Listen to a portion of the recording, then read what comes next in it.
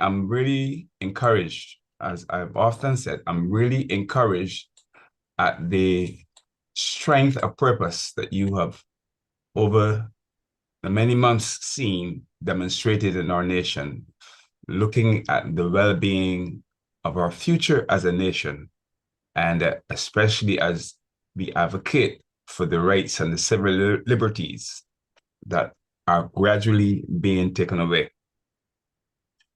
We want to give our thanks for the participants, but also those who are the presenters. And I'm blessed that we have our Madam Andrea Williams, Shirley Richards, and Dr. Laura Haynes, and we welcome you to visit and share with us on this Zoom platform. So let us pray. Our gracious Heavenly Father, we are eternally grateful as we come before your throne room in the wonderful and matchless name of your Son, Jesus. We thank you for the Esthers and the Mordecais at the gate, and those who would stand on the walls and sound the alarm, so that those who hear and understand the vision would run with it. We bless this event this morning, and we thank you for every participant. Grant us wisdom. Grant us, we pray, understanding. And help us, Lord, as we listen to what will be presented today, we would not only keep it, but follow the directions of Nehemiah. Eat the fat, drink the sweet, but take portions for whom nothing is provided. So, Father, as we sit prayerfully, and we pray your blessings on every presenter. And we thank you for the organizers of this particular event. It's so significant in our lives. And we give you thanks for all that will be accomplished on this platform in the mighty name of Jesus. And all the people say amen. Amen. Amen. Thank you so much, Pastor O'Neill from the Crab Hill Wesleyan Holiness Church. I didn't introduce myself properly, but I am Marcia Weeks, and I am the artistic director of Praise Academy of Dance, Barbados, and filmmaker, activist, educator, Jamaican living in Barbados. I'm fully a Bajan at this point, and it is a joy to be here. Now I am overjoyed, really, really overjoyed to introduce this other lovely woman. She is Dr. Veronica Evelyn, a sociologist and the founder of Family Faith Freedom Barbados. She's a woman of God known globally for her work in sociology, counseling, and family. She's been working for over 19 years, I believe, in Barbados, dragging us all along. And now she's kind of sit back and allow us to move along and drag our coattails sometimes. But she's the mama of this whole thing, and today is her birthday. I have goosebumps saying that. Isn't this a great birthday present for a wonderful woman of God? Today is her birthday, and she has labored in this and dragged many of us along. And here she's reaping this wonderful benefit today. Dr. Veronica Evelyn, can you give us your the opening remarks? Welcome, ma'am. Thank you, Marcia. You're too kind. Good morning, everyone, and special greetings to our Caribbean brothers and sisters, and to those from the global community whose hearts and hands and voices, just like ours, are dedicated to the flourishing of our common humanity. The social landscape of our world is changing. There's no doubt about that. Particularly over the last 2 decades, we have witnessed an intense promotion of ideas and an establishment of laws, policies, and practices that in many ways contradict that core of beliefs and values and morals which has guided human civilization since time began. In Barbados, the change is distinct because it coincides with the task of shaping the character and culture of the nation as a new republic. Most of you would know that Barbados became a republic in November 2021. We are now in the process of constitutional reform. And so we are revisiting many things, many important areas such as child protection, child justice. We are transforming, we are now in a national dialogue about transforming our entire educational system. And all of this is being done against a backdrop of evolving, I wouldn't say global values, I rather say evolving Western norms regarding marriage, family, and human sexuality. Now, the task isn't easy, and increasingly what is happening is that we find ourselves on both sides of the fence grappling where one man's meat is another man's poison. One such situation obtained last Friday when the Praise Academy of Dance, Speak Life, was disqualified at the preliminaries of the National Independence Festival of Creative Arts. Now, this is not the first time Praise Academy has been a part of NIFCA, but we'll talk about that more later.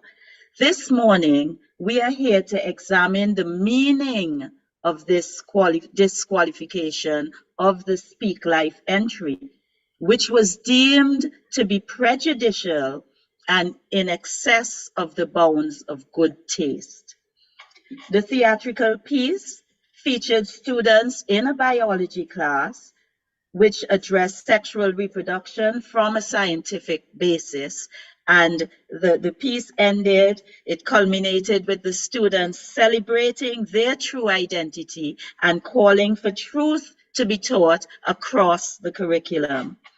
Now, as we rigorously examine this issue, I pray that the Lord will guide our every thought and that our deliberations will redound to the flourishing of Barbados, the Caribbean, and perhaps even the international global community.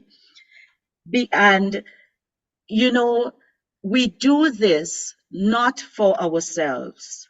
We do it and we hope that our voices, our collective voices will make a difference and will redound to the benefit of the long-term sustainable development of the region. We are doing this not for ourselves, but for the well-being of our precious children. Thank you. Thank you, Dr. Evelyn. And for those who just came in, today's her birthday. And if you know Dr. Evelyn's work in Barbados and the Caribbean, this is a birthday present. We want to welcome Starcom Network. There's some media houses here already, and we can recognize Starcom Network here. That's our we're going to say our main radio station, or one of our radio stations here in Barbados. And I see also there's a radio station here from Antigua.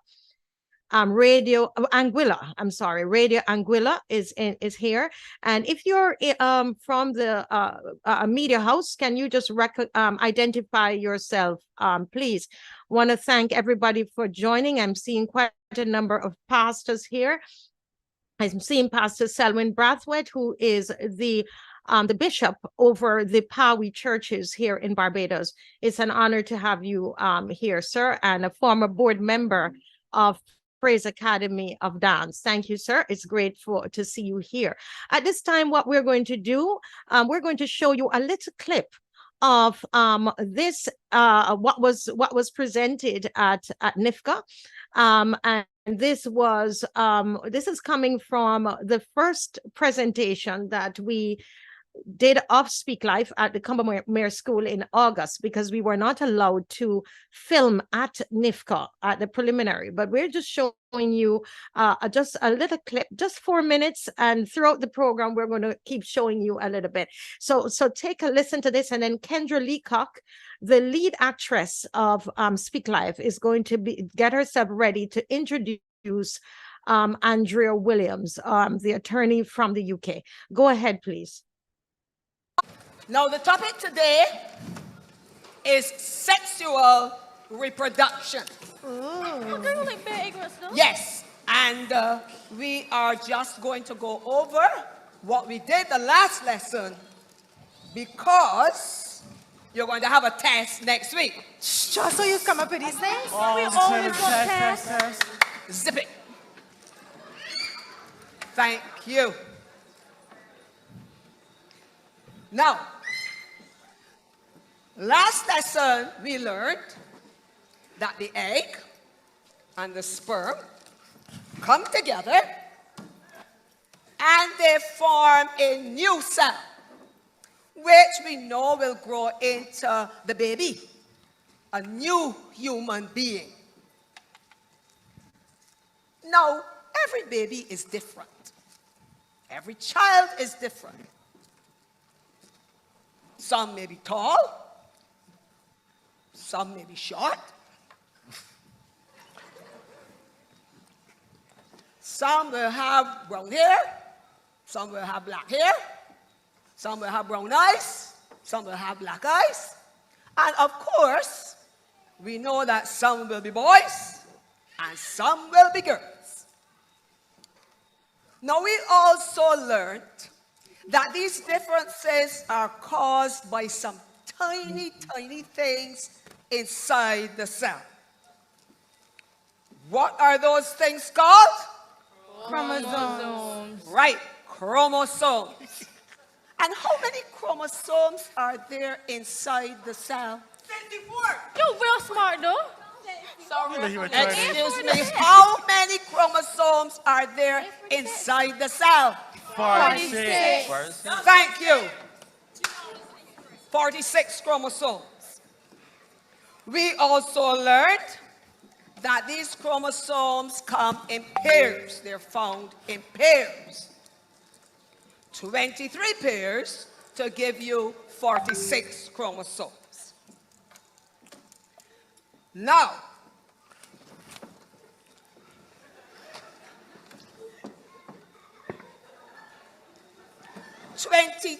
of those pairs will have information about the eye color, the skin color, whether you are tall or short, whether you look like your mother or whether you look like your father, those sort of characteristics.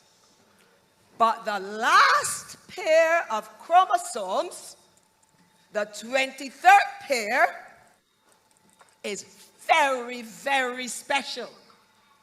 They are called the sex chromosomes. Yes, the sex chromosomes.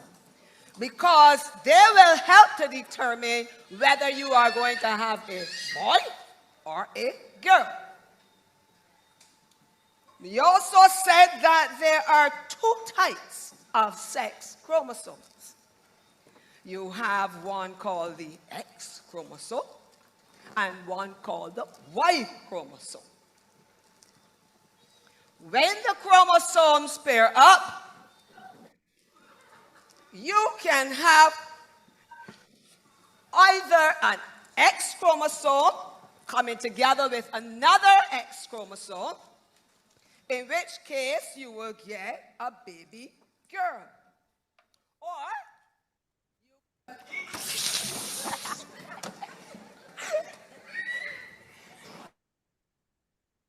Okay, so that was just a little bit there because we have throughout the program you're going to it's Praise Academy, so we're going to give you some artistic expressions, and so that's going to come up, and I see some pastors smiling and somebody saying it's a biology that I was taught. So this is just part of what was presented.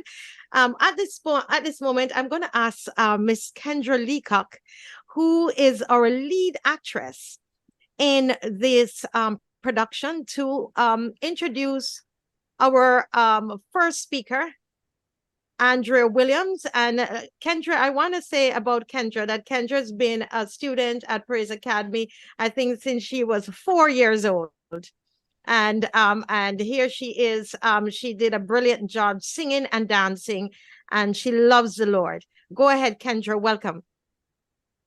Good morning, everyone. Thank you all so much for being here. I have the pleasure to introduce to y'all Miss Andrea Williams. She's a barrister, campaigner, and activist with a special concern for human rights in the context of freedom of speech, religious freedom, and freedom of conscience. She is the CEO of Christian Legal Center and Christian Concern, who have run some of the most high-profile Christian freedom cases and campaigns in Europe. She's a leading analyst, campaigner, and spokeswoman on issues of national importance, defending Christian rights, morals, and values. She's a general board member of the IFTCC. I have the pleasure to introduce Miss Andrea Williams. Thank you so much, Kendra. Over to you, Mrs. Williams. Great to have you here. It's absolutely wonderful to be with you all from a very rainy England and from a conference centre in England. I'm sure across to the warmth of your beautiful Caribbean island that is Barbados. Thank you, Marcia.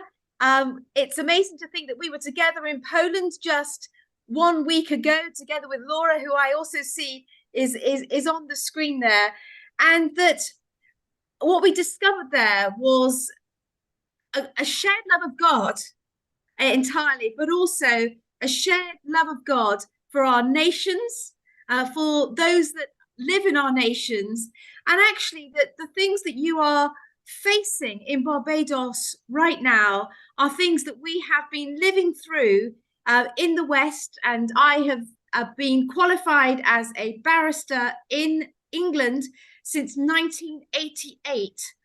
And so there's a sense in which for the whole of my practicing life as a lawyer, I have been facing some of the issues which are now very keenly felt in your island, in your country.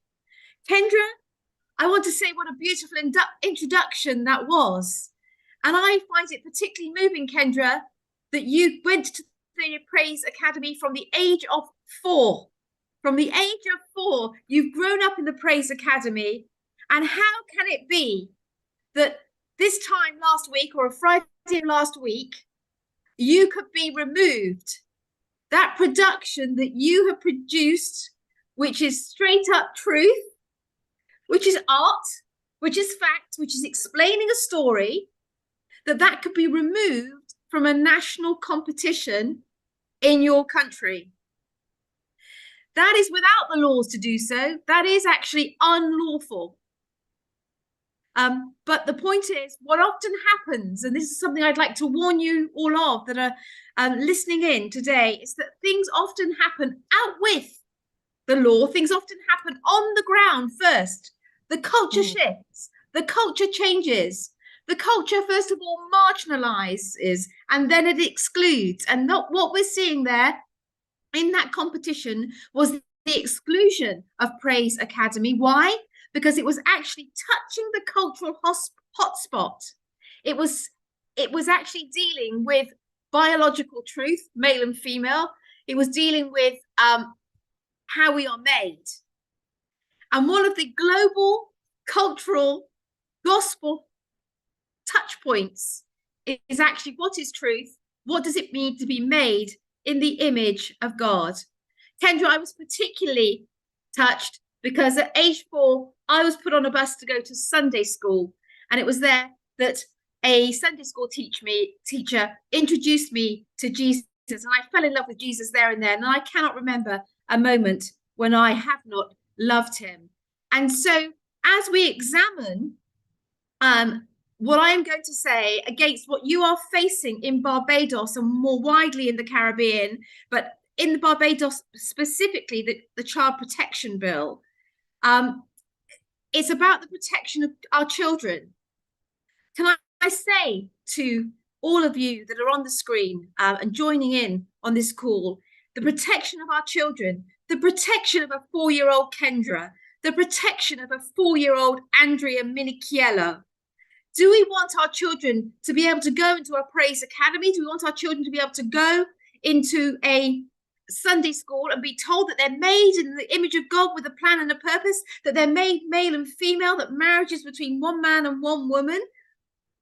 Or do we want those things to actually become things that are deemed to be harmful, things that are deemed to be discriminatory, things that are deemed to be not in the best interests of the child? That such places as the Praise Academy could propagandize a child. In fact, the teachers at the Praise Academy need to think correctly, and unless they think correctly, they will be put on an equality and diversity course. In fact, if they are teachers, we will remove their very license to teach. That's actually exactly what's happening in the United Kingdom. And it doesn't always come in hard law. You see, this is happening first to you in the culture, even before, in a competition, even before it becomes the law. And this is why I'm saying to those of you that are Christians on this call and Christian leaders, Waco Church, arise, understand what it is that is coming your way and why it's really important that you understand the dangers of what is coming your way in order to keep Praise Academy of Dance operational in your country, in order to keep your Sunday schools operational in your country, in order to keep your schools, your Christian schools, operational in your country. Indeed, ultimately, your Sunday schools, indeed, in order to keep your very freedom to preach the gospel free in Barbados. I'm now just going to turn to a short presentation that I have for you. And I will be able to share this ultimately with Marsha, who can share it then across to the participants in this call. But it's to share with you just a quick history of what has happened in the United Kingdom. And I want you to be thinking of this against the backdrop of what you're facing in Barbados at this time, so that essentially for you to understand, for the people that are listening into this call, to understand that it's the very freedom to shape the culture as Christian that's at stake, the very freedom to preach the gospel ultimately that is at stake. Is your children's lives and your Christian freedoms to be Christian and expressively Christian within Barbados that are at stake. I don't mean to sound, I may sound as if alarmist, but I have been 33 years qualified and I've lived this all in slow motion. I've lived this all year by year, day by day, year by year, in order to see it culminate where we are today. And what I want to say is that we need jewels in the crown. We need jewels in the Caribbean Sea that will shine bright lights to the rest of the world to say no to this Western agenda, no, actually, to this anti-Christian agenda. And I am praying that from this meeting today, we will see such a resistance formed. So let me share my screen for you.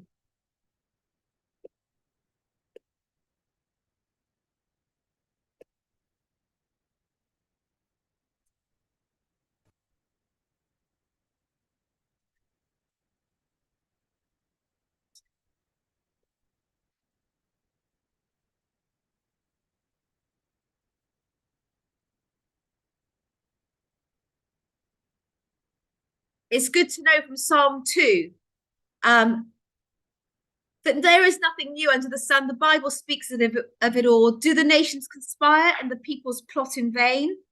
Do the kings of the earth rise up and the rulers band together against God and saying, let us break their chains and throw off their shackles? So it's a tale as old as time when we plot in vain against the kingdom of God, against God himself.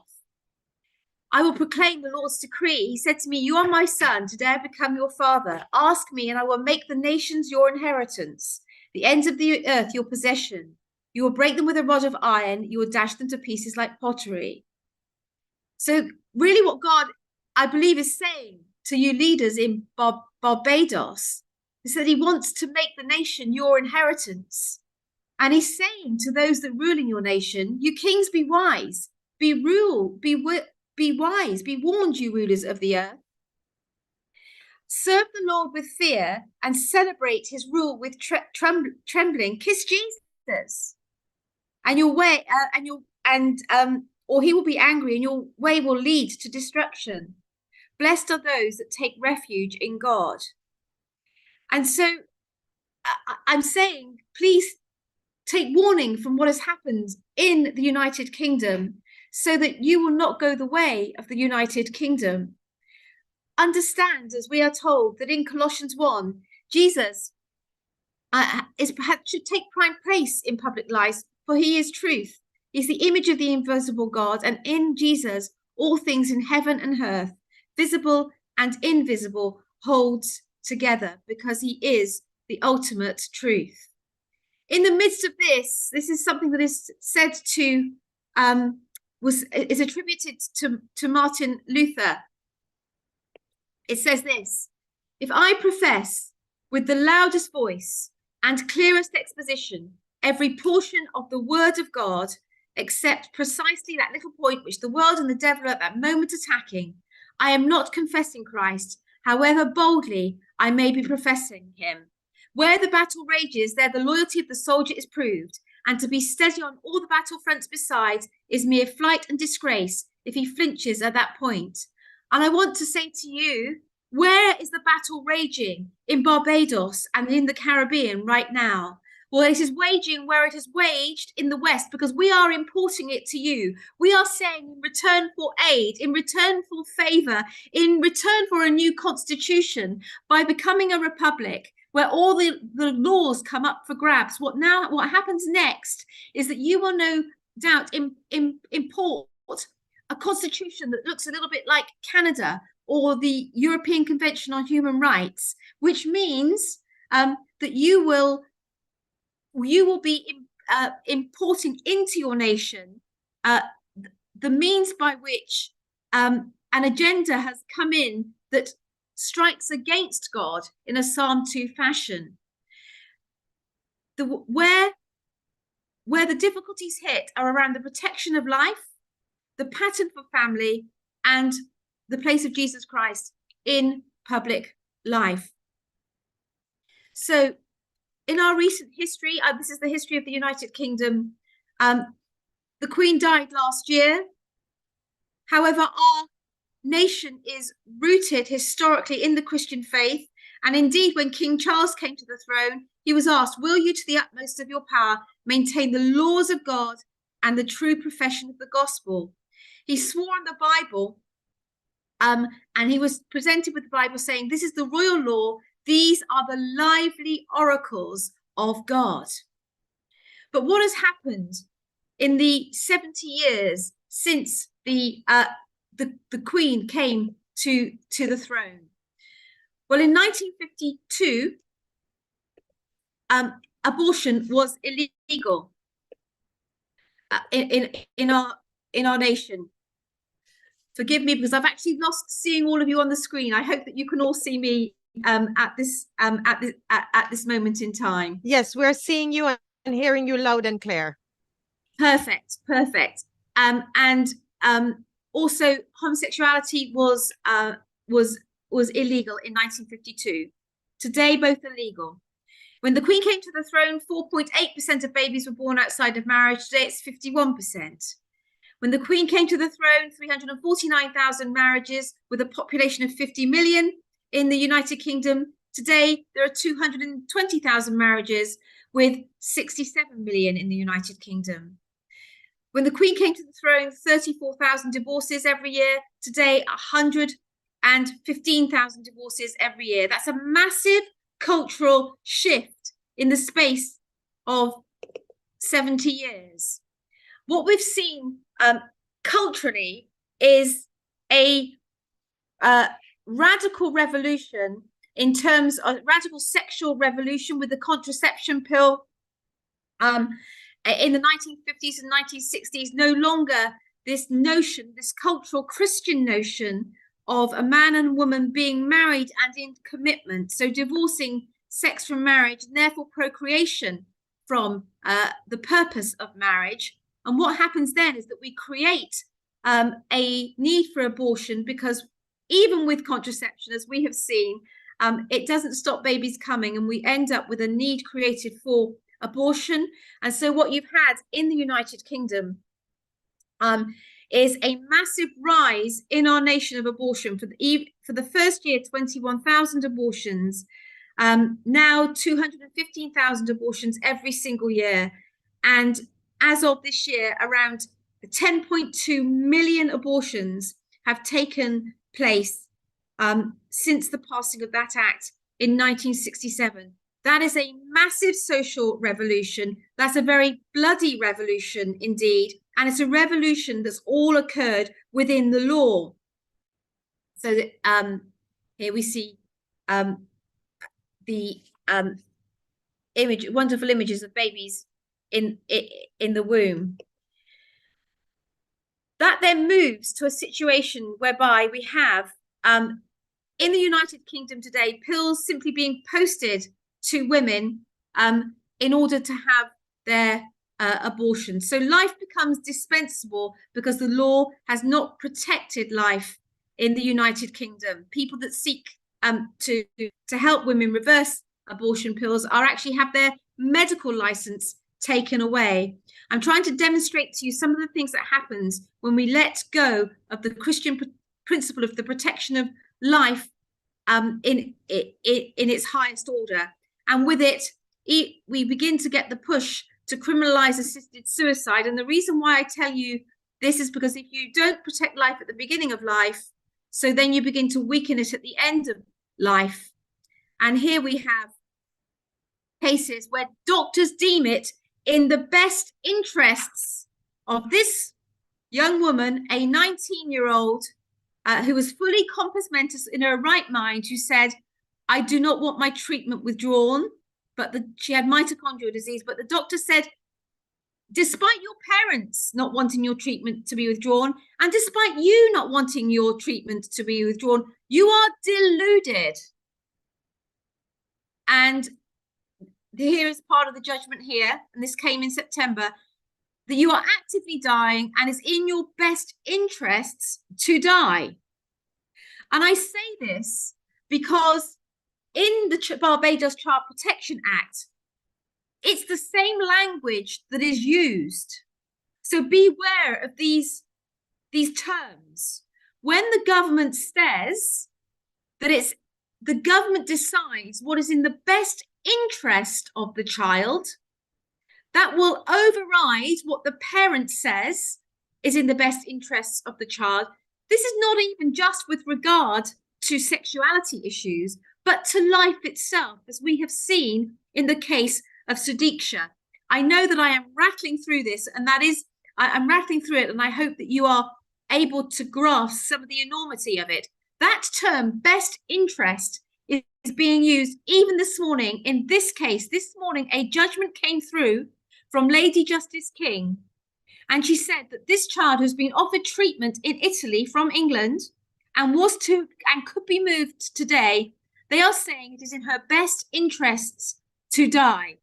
And they are saying she is a ward of the state because the parents do not know best for her. I'm saying this because this is England, and this is how those words in law are being used, even to take the life of a child, where the government says, where the judges say it's not in that child's best interests, and the parents do not know best. And so then with fertility treatments becoming the norm, you then get a situation whereby, because it's now possible, and fertility treatments became a norm because we began to be able to create an experiment upon embryos. And that's why I've given you the whole abortion statistics and the fact if you don't protect life and think that you can make or take life when you want within your laws, you end up then creating family in your own image. And so what the West has done is they've made an idol of self, an idol of rights. And what we now have is the wholesale redefining in our laws of marriage. And here Tom Daley, famous diver, and his LA producer husband, a very famous couple in the United Kingdom and beyond, of course, have 2 boys by surrogacy. And now in our law in the United Kingdom, it says this unit is entirely protected in law as a good. And if you say it is not, then Praise Academy, you will get removed from that stage. Then leader of the Praise Academy, then leader of the Sunday school, you will be removed or from that position until you think properly. So what we had in the United Kingdom is a whole series of laws in order to do this, but you will be getting this come through, your redefining of this through the Child Protection Bill. It will sound like it is kind. Kind language is always used. Benign language is always used. And the best interest of the child, no discrimination on the grounds of homosexuality, of grounds of sexual orientation or gender. It will always sound kind, but what in the end it does is inhibit any declaration of Christian truth. It will view that, despite religious freedom being a protected characteristic as well, what we often find in the courts is that that gets trumped by sexual orientation rights. So what we had was, first of all, just this declaration at the turn of the century in the United Kingdom to say, all we want is rights as homosexuals. We do not want to be discriminated against. So the sexual orientation regulations were produced in 2003. Then in 2004, a Gender Recognition Act, which actually allowed for the legal recognition of a transsexual's acquired gender. So for the first time in law, government documents say something that is not true about the chromosomes, as with the XX and the XY. So you can actually change your government statistics. The Civil Partnerships Act was all meant to be just about rights for a same-sex couple, just to have their rights registered. And many said they need to have their rights registered. But in fact, what it does is it totally upends family and family relationships. What this does is it undermines marriage, and what you then have is civil partnership being put on a par in law with marriage, and it very quickly becomes, as it did in our nation, same-sex marriage. And in fact, in the Caribbean, what you might well have is a shift, not first of all into civil partnerships or civil unions, but straight to marriage, straight to same-sex marriage. But it's not just marriage between 2 adults, because as I've demonstrated earlier, as a result of not upholding life laws and the introduction of fertility treatments, what you actually get is the family right redefined by ideology and reproductive technology to be 2 men, 2 women, a man and a woman, married, civilly partnered, with children, either naturally or by way of fertility treatments. All of those units are to be absolutely protected in law. And unless you protect them and say they are absolutely equivalent, if you say anything different, you will be subject to a discrimination claim. You may well be subject to discipline within the workplace.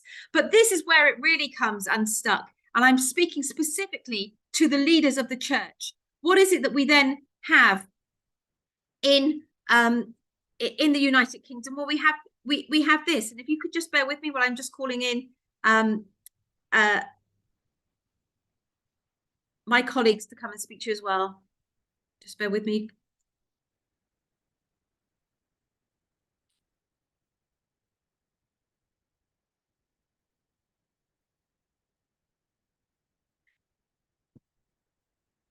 So this is our Archbishop of Canterbury, the senior cleric in the church in the United Kingdom. Back in 2013, he said it's clearly essential that stable and faithful same-sex relationships should, where those involved want it, be recognised and supported with as much dignity and the same legal effect as marriage. So there he conceded civil partnerships. Church, you must understand what it is that is happening when you actually begin to think that that's all just about rights. And then at the beginning of this year, he said that the church will bless same-sex marriage and civil partnerships. He will give special union status, special blessings to same-sex marriages. In November, we go into a synod in the Church of England where they will bless gay partnerships.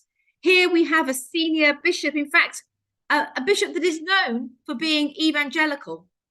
He actually has introduced liturgy to recognize a person who identifies as trans in their new gender with their new name. And then we have situations where in the Methodist Church, for instance, same-sex marriage is introduced. Furthermore, in our political system, and when you have conservative politicians saying that they support gay marriage, not despite being a conservative, but because they are a conservative, that becomes very serious indeed. And then we have the David Cameron at the time saying absolutely clearly that he's told the Bill team that he's going to export same-sex marriage and the bill across the world. And he's going to work with international partners. So that's international partners and structures that is coming to the Barbados, that is coming to the Caribbean, that comes to the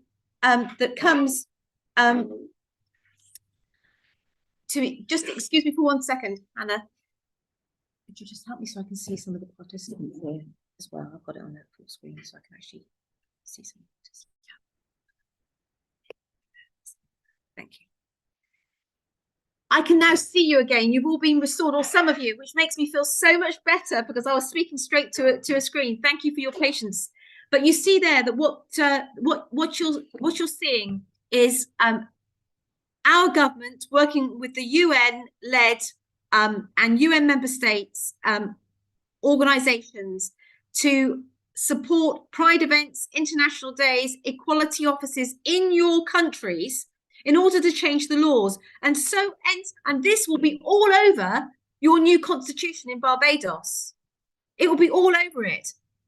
And so you will go from where you are right now to a highly developed new constitution with all the historic jurisprudence and case argument of the past 40 years in the West. So your child protection bill is an entry bill. It's an entry bill in terms of the rights of the child, the rights of the parent, and how family is structured. That's why it's so important. And I'm here in order to warn you of that, so that you as the church are alive to this, in order, I pray, to resist it in these coming days. And I pray that it is not too late, but certainly in order then to resist civil partnerships, to resist same-sex marriage, to resist the weakening of laws around beginning and end of life protection, to understand that when non-governmental organizations come in, what they are doing is actually bringing with them this kind of philosophical and moral framework that commands allegiance or else punishment. I have someone who's just walked into the room right now, and I'm going to introduce him to you. This is a theology lecturer at a Methodist college, Aaron Edwards, who tweeted in support of marriage and against same-sex marriage, against homosexuality. And as a result of that, within a so-called evangelical college, a Methodist college in our country, he found himself suspended and sacked for gross misconduct. So Aaron, will you please speak to the people of Barbados and the Caribbean? Yes, hello all. Nice to see you, and I'm so glad that Andrea is able to speak to you guys and to help input into some of the challenges you guys are facing, because they are tremendous, and we do need to help. Christians need to help each other across the world in all these sorts of ways. So yeah, I can, you know, my situation, I guess you want me to talk about it a little bit, how it happened. So basically I tweeted in and around you may be aware of the Church of England discussing same-sex blessings, obviously incrementally trying to gradually push it until they can get same-sex marriage ratified in the Church of England. That's obviously the goal, but they're pretending it isn't.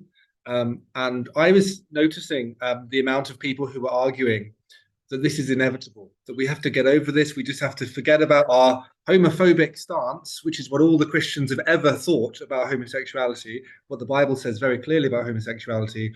And what most of my students at Cliff College, especially those beyond the West, I had a lot of West African students who just saw this very obviously and clearly. And so I was very distressed to see the fact that I was now being told this is inevitable, get over it. We are going to bring gay marriage into the church and you need to accept it. And I wasn't prepared to accept it. So I started speaking about it publicly on podcasts and blogs. And for some reason, this one tweet went viral one morning on February the 19th, I think, earlier this year. And I said, homosexuality is invading the church.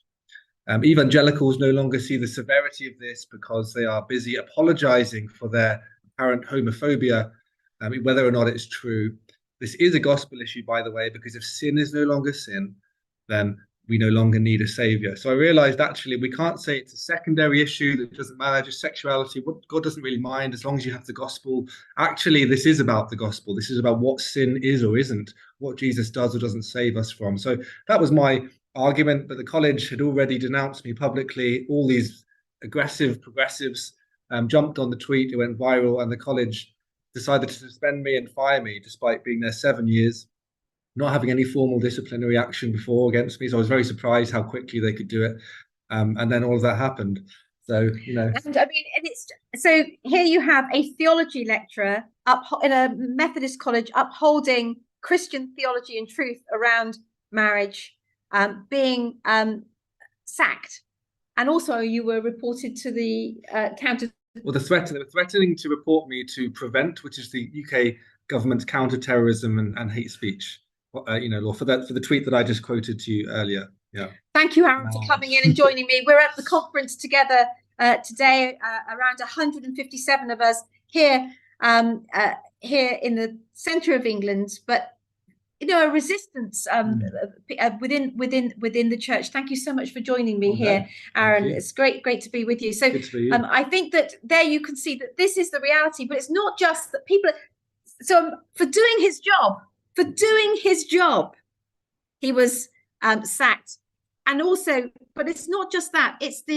We are living in an age of absolutely the threat of from our counter-terrorism organization. This man, the Christian, is such a threat that he's a threat to the very security of the nation.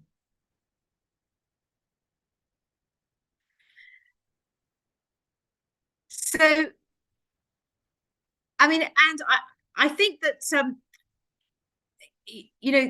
again, our Department for International Aid talks about including sexual orientation and gender identity as part of the social impact analysis. So that's what they are doing across the world.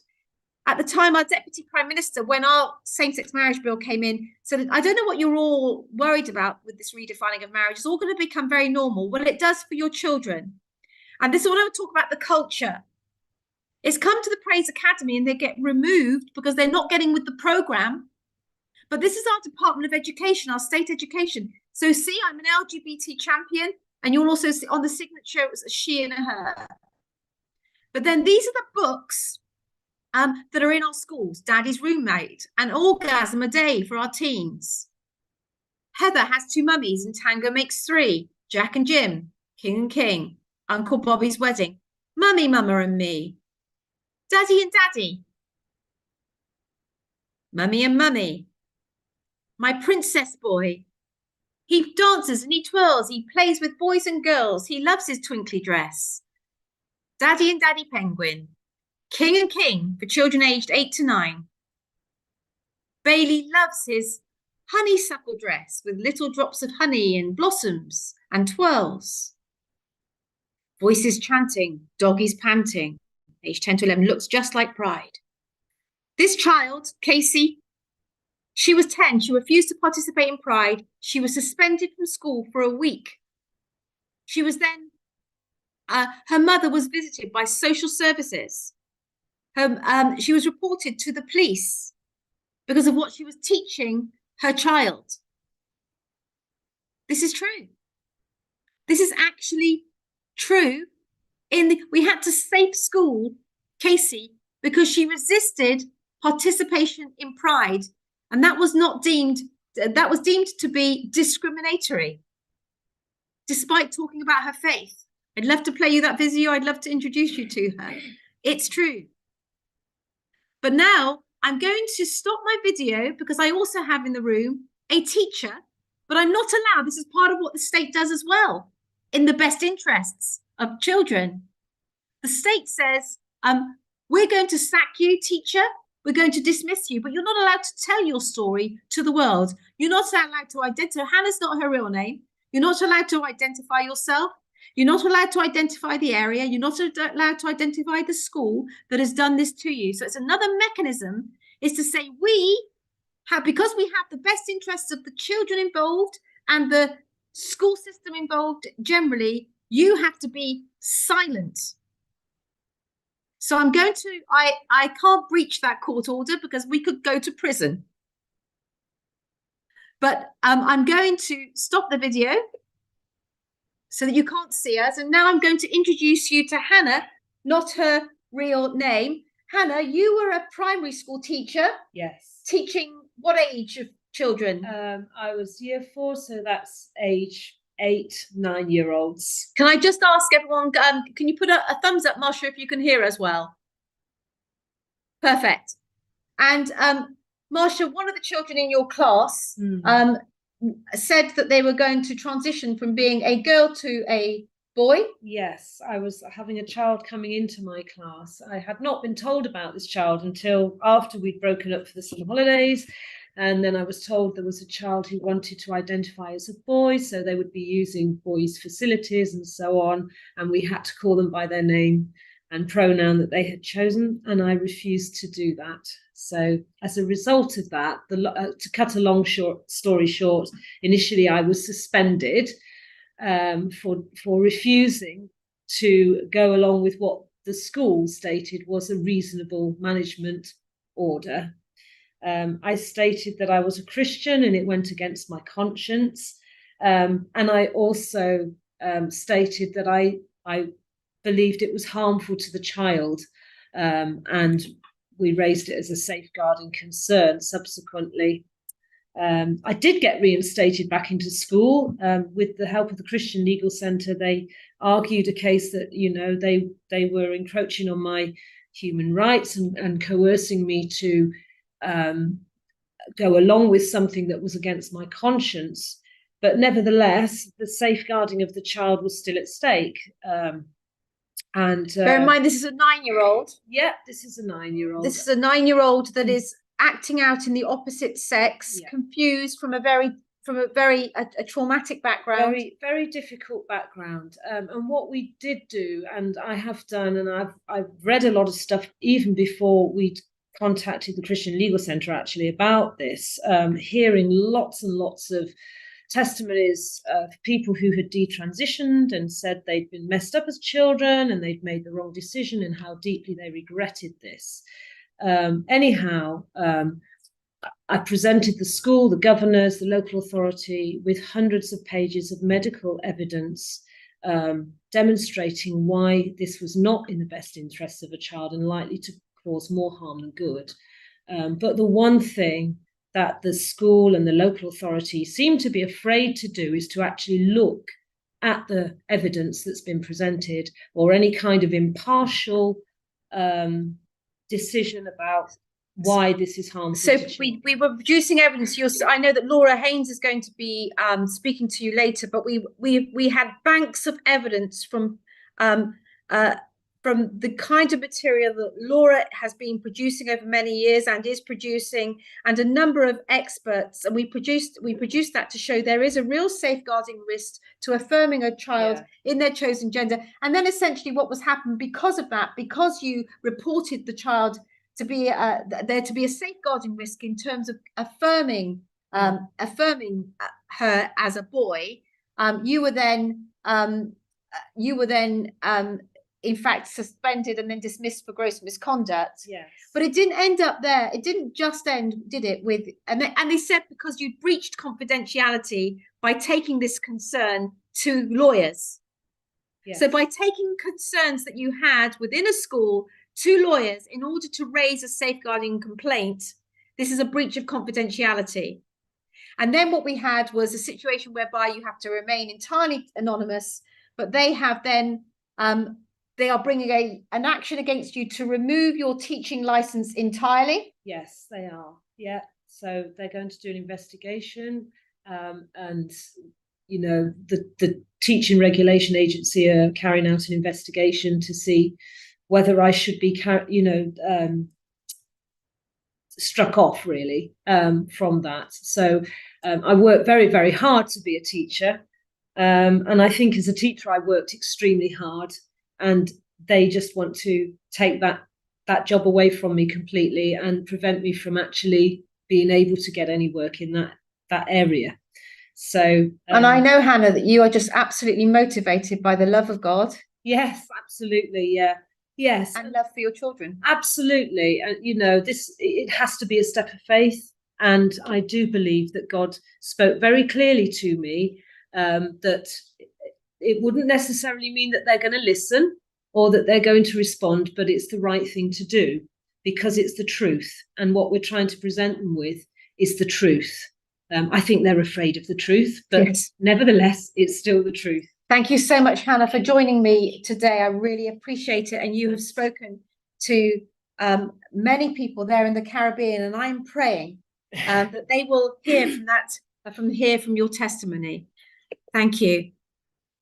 So I'm back, but can you see I'm even having to hide? A teacher in the United Kingdom who has simply stood, actually for biological truth in this instance. 2 weeks ago, we had a teacher struck off who from the teaching regulation body for upholding the teaching of marriage in a classroom. Struck off. So this is actually what happened. There's another teacher again who, because of a Facebook post, pastoral assistant was removed. Drag queens are in, and people that raise concerns about what's going on. This is a parent raising a concern. She was forced to remove her child from the school. Groups, diversity groups are in. They'll be coming to you in the Caribbean, and chaplains are out.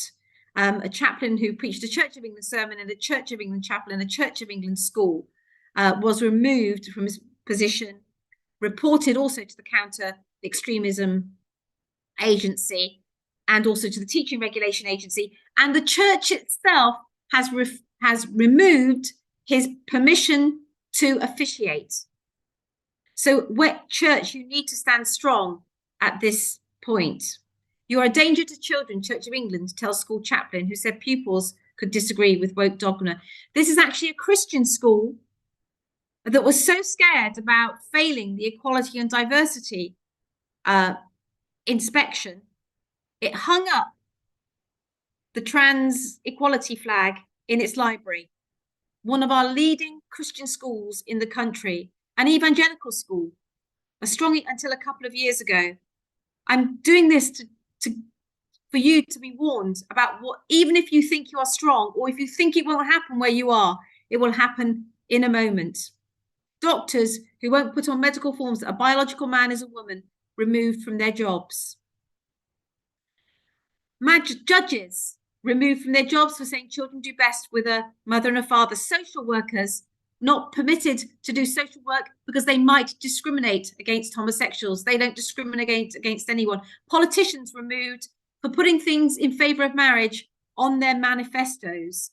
Bank accounts closed, and indeed this week, the Christian Legal Centre's bank account has been closed with no notice on Monday. We have other bank accounts from which we are operating. So actually your banking gets affected. your very ability to operate. I'm not scaremongering. All of this is true. I'm giving you testimony. I've got two people who are with me today at this conference. This is all true. It's all documented. So we need you to stand in the Caribbean. We're seeing resistance. In law, in the British Virgin Islands, we're assisting there. In South Korea, we've assisted, and we've seen a pushback on civil partnerships and same-sex marriage. Shirley, I know that she will be speaking with you, I believe, today. They are resisting in Jamaica. You must join forces in the Caribbean and resist together. I see that Bishop Nicholas Sykes is on the call, and I really long to I really long to see resistance generally across your region. And in a sense, I now feel sad that I haven't come in before. I've been very much have loved you from afar and loved Shirley and loved Bishop Sykes. But I'm going to say sorry now if I didn't help you 10 or 15 years ago in the way that I should have, if I didn't see how it comes to you after it's played out. You get to a place where people are threatened with prison simply for speaking on a radio as advertising conversion therapy because they say that they are changed. The risk of being criminalized comes next. So the solution is what we are doing today. The solution is for you to keep your Christian schools, is for Praise Academy to keep going louder and stronger, for the church and leaders in the church to understand what I'm saying today. I've whistled through it, so it's very fast, but to understand that the Child Protection Bill is about all of this agenda, and to say to you that we can equip you. We've done a lot of the legal argumentation. We've got a lot of the theory and a lot of the evidence. And we know that in 2 Chronicles, it says, if my people who are called by my name will humble themselves and pray and seek my face and turn from their wicked ways, then I will hear from heaven and I will forgive their sin and I'm going to heal their land. And I'm praying that for Barbados, Jamaica, the Virgin Islands, the Cayman Islands, for you in the Caribbean. I am praying that courage is the flower of conviction. And I pray that you will understand that the Protection Bill is, in a sense, the Child Protection Bill is a picture of everything that I've just outlined. And when that yields, and when it yields in terms of the position of the state vis-a-vis the family, vis-a-vis the parents and the parents' role, vis-a-vis the child, when marriage is undermined, when the equality agenda gets put in, then you end up with this absolute assault actually on God's gift of life, God's pattern for family, God's place of Jesus Christ, the gospel itself. So I pray that you will awake and arise as God's people in Barbados and beyond. Thank you so much for your time today. Wow. Thank you so much, Andrea Williams. God led us to go to Poland, open that door at the IFTCC conference for us to meet you. And Davida Maynard Holligan is on, and she was there with us, a lawyer here in Barbados. And I just want to thank her just for the company of being there and we both, when we heard you, we knew that you had to speak to Barbados and the Caribbean. And I thank you so much for joining. I know you only have a couple more minutes with us, so let me rush on. And I'm going to ask Xavier Brown to introduce our next speaker, Xavier Brown.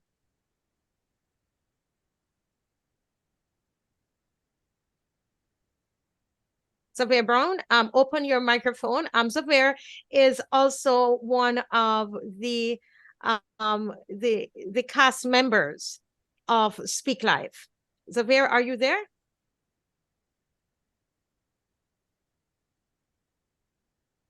Xavier, okay, not hearing him. Is his mic open? That's the mic for Suzanne, Imari, and Xavier. They're there. Their mic is closed. All right, so I'll just I know he was looking forward to doing that, but we have coming up is Shirley Richards. And Shirley Richards, I have known her since 2000 and probably 7, before I started to do films. And she was actually the first human being who told me that, Marcia, I see that, she said, I'm not a prophet, but I see that you're going to do films. I was in Jamaica, and that is actually what she said to me, and it's turned out that's what that happened a year later. And when you go online and you look up this issue in Jamaica, Shirley Richards' name keeps coming up. And I heard her name in Poland and I almost jumped out of my seat. She's an attorney at law and a Christian lobbyist and a mother in Jamaica. She is the former president of advocacy group called Lawyers Christian Fellowship. And so I'm going to ask her to take a few minutes and to share with us about what's happening in Jamaica. Over to you, Ms. Shirley Richards. Thanks for being here with us. Thank you, Mrs. Weeks. Are you hearing me? Yes, I'm hearing you loud and clear. Thank you. Thank you for inviting me on. The problem is you have me coming right behind Andrea Minikela Williams, and that's a hard act to follow. I just want to say that Andrea has been such a source of encouragement when I think that she's standing in hostile England. Just thinking of that and thinking of her courage and all that she has been able to do in terms of just raising up a witness to the gospel within aberrant England, within decadent England, and standing firm there. I think it has been just amazing. So we thank you so much, Andrea. Thank you so much. I became aware of, when I heard what David Cameron said in 2013, that they now have all that is necessary in order to export same-sex marriage to the rest of the world. That just angered me. Really now? As a former colony of Britain? No, thank you. We do not want to be recolonized. And so we object to that. We object to that. We have what we consider to be a good way of life that leads to flourishing. No, thank you, sir. No, thank you, current Prime Minister of England or of the United Nations. We will hold on to that which has worked for us, and that which has been rooted over all the years in the gospel of Jesus Christ. So we will hold on to that. As I heard of what has happened in Barbados, my mind went back to the Ban saga. Andrea said something which is very critical. Sometimes what happens is that the others engineer a change in the culture. And this sometimes involves pulling of freedom of speech. Freedoms of different types of freedom of religion, but so you see it happening and then it becomes hard law. So I'm just want to share just a few minutes to remind us of what happened in Jamaica in 2014. Some of you might know of it, some maybe not, but let's go. So here's Professor Brendan Bean, a nice gentleman, very mannerly gentleman, quite a gentleman, who was employed at the University of the West Indies, assisting with their HIV/AIDS program. What did he do? So I'm taking this from the court case. So Brendan Courtney Bain, the claimant, is a medical doctor and professor who served as director of the Regional Coordinating Unit of the Caribbean HIV/AIDS Regional Training Chart Initiative at the University of the West Indies, Mona. By way of letter dated the 20th of May, 2014, The Vice Chancellor of the defendant purported to terminate the claimant's contract as Director of Chart on behalf of the defendant being the University of the West Indies. So the claimant, being Prof. Bain, contends that this termination was a direct consequence of his having complied with an order of the Supreme Court of Belize in the matter of Caleb Orozco versus the Attorney General of Belize, the Orozco case. An order of the court, he had been appointed by one of the experts on behalf of the church, an interested party in the matter, and as such, he had prepared and submitted his expert report. So what happened is that after that, some groups got together. In fact, we have a letter in which a number of the groups in the Caribbean wrote to the university basically saying, how is it that you still have Professor Bain at the university? We no longer want him there. We no longer want him as a director of the chart program. The Vice Chancellor gave in to the demands and fired him.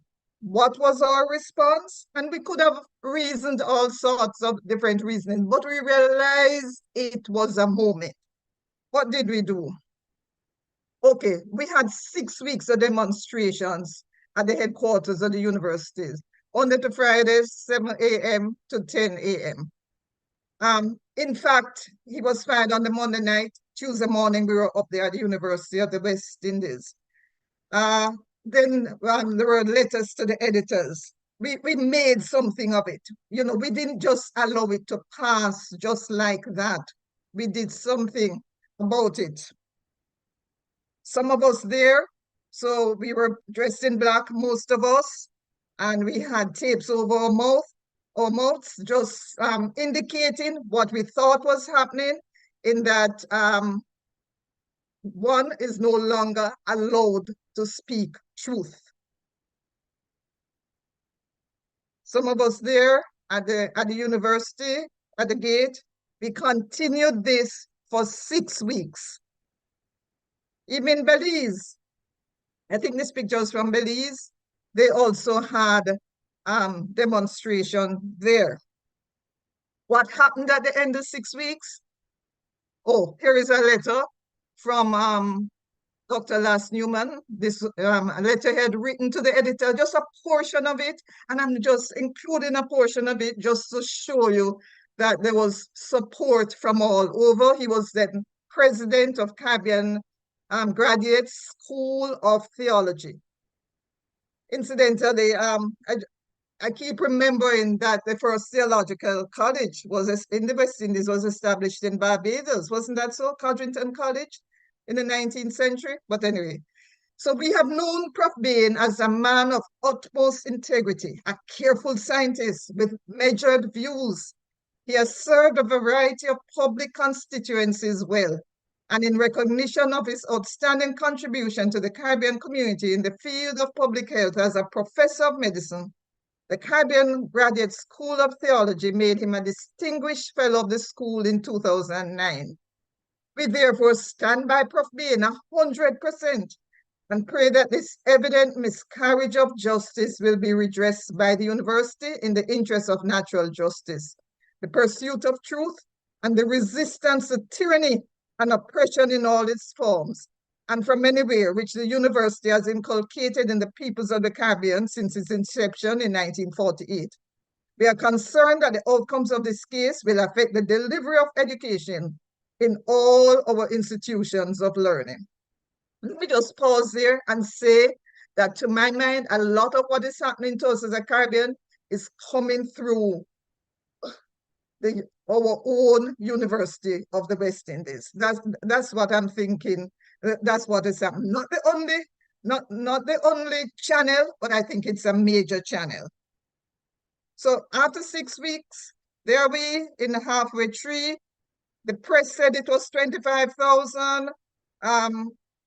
Others said it was nearer 50 to 60,000 of us. After 6 weeks of protest, we at the gates of the university, it was decided that we needed to have a mass protest at halfway tree.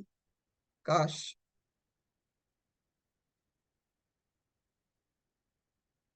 Then Professor Bean decided to take his case to court. And I'm now quoting from the judgment. So this is Justice Paulette Williams. Regardless of the view taken of the testimony, there can be no dispute that it was a form of expression. I note that the claimant certified that the report represented his own opinions based on his professional experience, together with information from research literature related to the matter under consideration. He attached to that report articles from journals that helped to guide the opinions expressed in the report. So Prof. Bain took his case to court, and this is a portion of the judgment. Guess what? He won. So, paragraph 134. It seems to me that there needs to be no evidence of ill will or malice for the eventual dismissal being viewed as punishment. Once the dismissal can be viewed as being because of the giving of the testimony, then there has been a violation of the claimant's right to express himself freely in the matter he did when giving the report he was called upon by a court of law to give. Having already found that the termination of the claimant's contract was due to his giving the export report, I am satisfied that in terminating his contract for that reason, the defendant breached the claimant's right to freedom of expression. No, friends, I don't know if you understand this. This is a University of the West Indies breaching Prof. Bain's right to freedom of expression. Whatever happened to academic freedom and academic privilege, where one was able to speak one's mind based upon one's research and professional opinion? Whatever happened to that? But the university, through our own university, threw all of that aside and breached Prof. Bain's right to freedom of expression. So some lessons, and this is my last slide. I'm saying to us all, we need to be alert. We need to understand the times. Our Caribbean way of life is in jeopardy. And I'm saying that moments come to every country. And for us, that was a moment. And I'm thankful to God that we recognize it. Could this be a moment for Barbados? You must decide. Be courageous, be peaceful, explore all avenues of redress. I'm so glad that Professor Bain took his case to court. And then in the end, to remember, the battle is the Lord's, not ours, you know. I'm grateful. Andrea Williams keeps reminding me of that it's the Lord's work, it's the Lord's battle. So thank you all very much. That is all I had to share with you. We all need to be alert. We need to understand the times. What Andrea shared, listen, it's not alarmist. It's happening in England. And these people are intent on exporting their decadent philosophy to us as Caribbean people. It's another form of imperialism. It's cultural imperialism. And what has been done to Praise Academy, it's all a part of that, a part of getting the society to think differently about the issues. Is that what you want as Bajans? Thank you all very much, Mrs. Weeks. That's it from me. Thank you. Wow, thank you so much, Ms. Richards, and thank you for what you do in the Caribbean. It's really inspirational to think that, you know, here you had 6 weeks of protest, 7 a.m. to 10 a.m., letters written to the editor, you know, and then ending up with 25,000 people, and you were Christian people doing that. I didn't know that Christian people could protest and could march, and you didn't see the situation as just something that happened with Professor Bain, but you did realize that this was a moment. And I bet you they're going to think twice to try that again in Jamaica. And I'm really hoping that for all of us here in Barbados, all of us Bajans listening, that we will see and seize this watershed moment. I really am. I'm hoping that. I'm really hoping that. Well, before we have our last speaker, we have just a little bit, I promise you, a little more, a little excerpt of Praise Academy. There is one with music, which we can't play. So I hope that's not the one. Yes. Okay. So I think this is the one that we are going to play, not with the music, because of the copyright issues. And so we're going to play a little bit of that. And then Imari Brown, I hope his mic is working. He's going to get ready to introduce our next speaker, Dr. Laura Haynes. Go ahead, please. There are only two genders determined at conception: male and female, man and woman, boy and girl, guy and gal, XY and XX. It's not a choice, you don't get to pick. That's the science. Where's the line? Simple. That's the science. Where's the lie? And that was part of the excerpt that was presented last week Friday at NIFCA. That's part of it.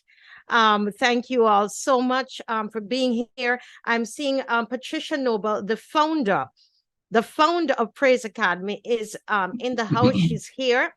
And I'm very, very happy she's in Jamaica, and I'm happy to see that she's joined. I know she was on, and they have classes this morning, so she's probably had to leave, but I just want to acknowledge her, that she's here.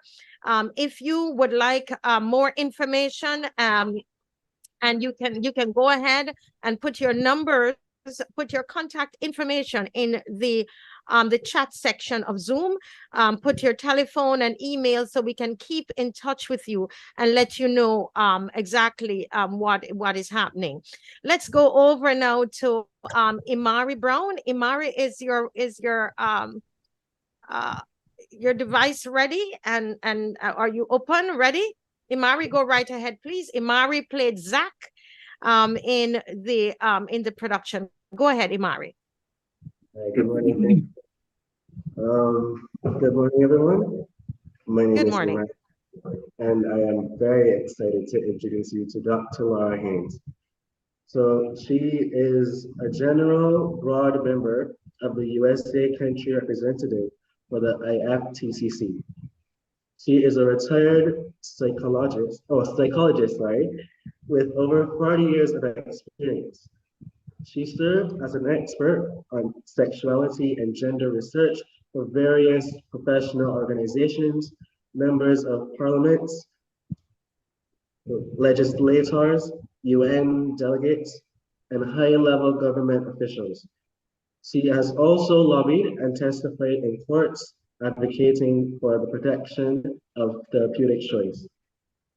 I have this honor to introduce you to Dr. Laura Haynes.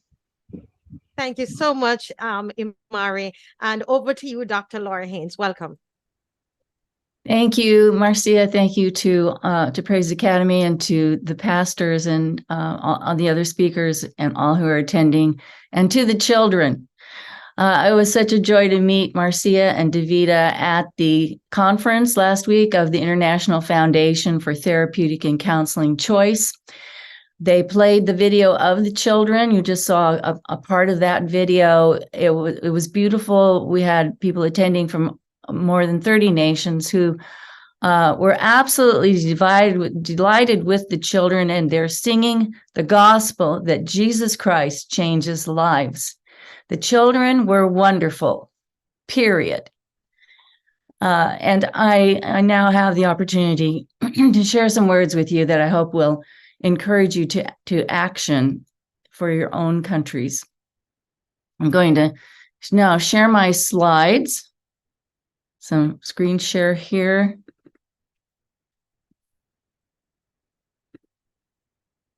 Whoop, that's not the one thing I want. Here we go. All right. So I have titled my presentation in honor of the children, protecting the right of children in Barbados to sing that Jesus changes lives. Here we go. Trying to get this to open up a little more. There we go. Okay. I am from California in the United States. This big state on the left coast, that's a very crazy place. This is our Capitol building, where the first therapy ban was passed in 2012, the first one that I know of in the world. And we have many very bad laws that come out of here and cross the parts of the United States and go to parts of the world. And when 2012, when this bill was going through the legislature, we could not get people informed in time so they could take action. And after that, we still didn't get organized or activated. We thought, well, this is just, one thing that happens. We didn't know more was coming. However, Focus on the Family, a Christian organization, had the wisdom and insight to begin to place lobbyists in 40 of our 50 states. We have 2 in Sacramento in our state who watch the laws that are coming along. And religious organizations and donors started to support these lobbyists in the states financially, the same way they would support missions or a charity. But the lobbyists needed more ways to connect with the people and network and get what they were seeing to the people. And then in the next years, a lot happened in California. Schools began to teach that LGBT identities are normal. Children must be taught this in school by state law. Now, hospitals that offer medical gender change, such as Children's Hospital of Orange County and Planned Parenthood, are offering counseling services on high school campuses. And in the case of Planned Parenthood, they have 50 they're on 50 high school campuses in Los Angeles, in part funded by the state of California. In California, a child can ask to become a ward of the court and live on government care and be medically transitioned to appear as the other sex. In divorce cases, judges take children from the non-affirming parent and give them to the parent who will affirm their incongruent gender identity and help them get puberty blockers and cross-sex hormones that will sterilize them for life. And in the case of girls, and they can get the cross-sex hormones as early as age 8 or 9 now. And in case of girls, they can have double mastectomies to remove healthy breasts as early as the age of 13. A non-custodial parent may bring a child from another state to California to get gender care, so-called gender care. I'm going to share with you the story of Abigail Martinez about her daughter, Jaylee. Abigail calls her story, Los Angeles County killed my daughter. Jaylee, at the age of 12 or 13, sank into a deep depression. She was you can see she's very beautiful. She has big, beautiful eyes. Her mother says she has long eyelashes. She was being bullied and told that she was ugly. Her mother wanted to get help for her. She wanted her to have counseling. She went to the school. Please keep an eye on my daughter. I'm very concerned about her.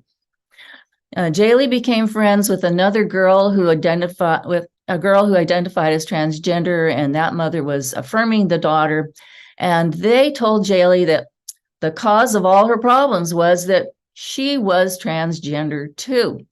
And if she would just get her body mutilated, that would solve her psychological problems. And so Jaylee came home and told her mother that she was now Andrew. Abby listened to her daughter. She cared about her. She talked with her, but she did not affirm her new gender identity. The school psychologist, principal, and teachers socially transitioned Jaylee at school without Abby's permission. This means that Jaylee was allowed to go by a different name and pronouns, and it could mean that a child could even keep clothes that they change into at school and leave when they go home. The teachers must, this is all public at school to the children and faculty, but it's the teachers in most school districts are told they must hide this from the parents. The parents have no say. And the parents are finding out about this and they are not happy. The trans friend and the LGBT club told Jaylee she could get herself taken from home, out of her home, and the state would pay for her medical transition. So she did it. She was desperate, so she attempted suicide. Abby rushed her daughter to the hospital. She was very worried and concerned for her, to take care of her. The hospital called the social services, who removed Jaylee from her home because Abby did not affirm her daughter's trans identity, and this is considered child abuse.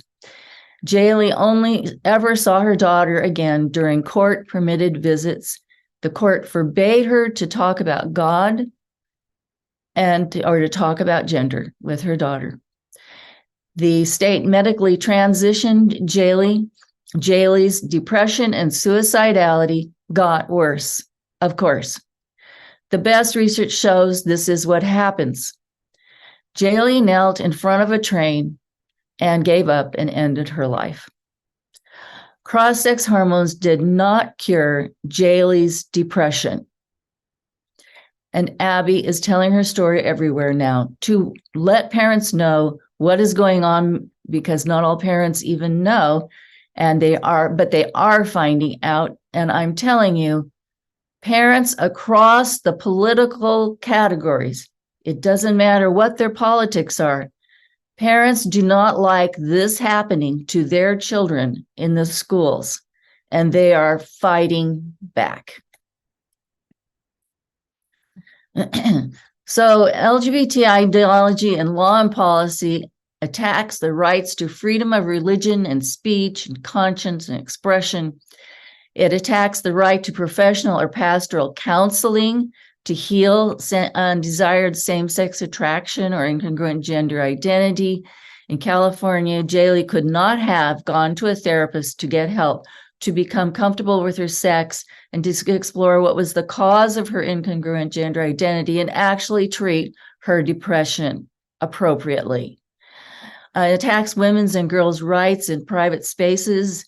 Boys can go into girls' bathrooms and locker rooms when they're showering in high school after PE. The boys can see the girls have to see the boy. In girls and women's sports, boys who feel they are the opposite sex are allowed to play on the girls' teams. They are stronger than the girls. They win the prizes, and it's unfair to the girls. The students in preschool through college are being groomed towards gender incongruence, even without their parents' knowledge or consent, even without, and as I said, the medical sterilization can begin and removal of breasts can begin very early. Parents' rights are being taken away. Some non-affirming parents have had their children taken away. And the gospel that God changes lives is being censored. The gospel that God changes lives. The ability to get help and counseling to live consistently with one's faith is being taken away. Justice calls for action to change this. So we began to take action. This happened finally in 2018 when our worst legislative battle occurred. There was a bill before our legislature that would make it consumer fraud for anyone, even a pastor, even a faith-based ministry, to help anyone, even an adult who wanted to decrease or manage or change their same-sex attraction behavior or their incongruent gender identity or expression. This law would have taken pastors and churches, not only therapists, before judges and juries to be sued and bankrupted. You see, all along, the purpose of banning therapy by therapists was to go after the pastors and the church. They couldn't go after them directly because the state doesn't have the license that can control them. They could control licensed therapists, but it's just a step to get to the church and the pastors. The pastors understood the danger, and they feared that in time the bill could be used to ban the Bible. We believe that in enough court cases interpreting the bill, it would have banned the Bible. They were also afraid to speak out. One brave pastor wrote a letter to Christian leaders asking pastors to speak out. This was a turning point. Here's what the pastor's letter looked like. He said, "I could not sit by silently and watch this bill pass. The time to sit by and hope someone else is going to speak is over." Pastors were training, went to the Capitol. They got training in media and how to lobby, how to go talk to legislators. And they gathered together under the dome, the rotunda in the Capitol. They prayed for the restoring our state, and they sang hymns to God. They prayed over the minority of legislators we had who were on our side. These legislators, they laid hands on them. These legislators were very brave to allow themselves to be seen with Christians laying hands on them and praying for them under the rotunda of our Capitol publicly. Church members started sending hundreds and then thousands of emails and phone calls to lawmakers. We knew the progressives had the votes to pass this bill, and we were watching day by day to see what would happen. Yet on the very last day of the legislative year, when the final vote was to happen, the legislator who supported the bill stopped the bill. We won.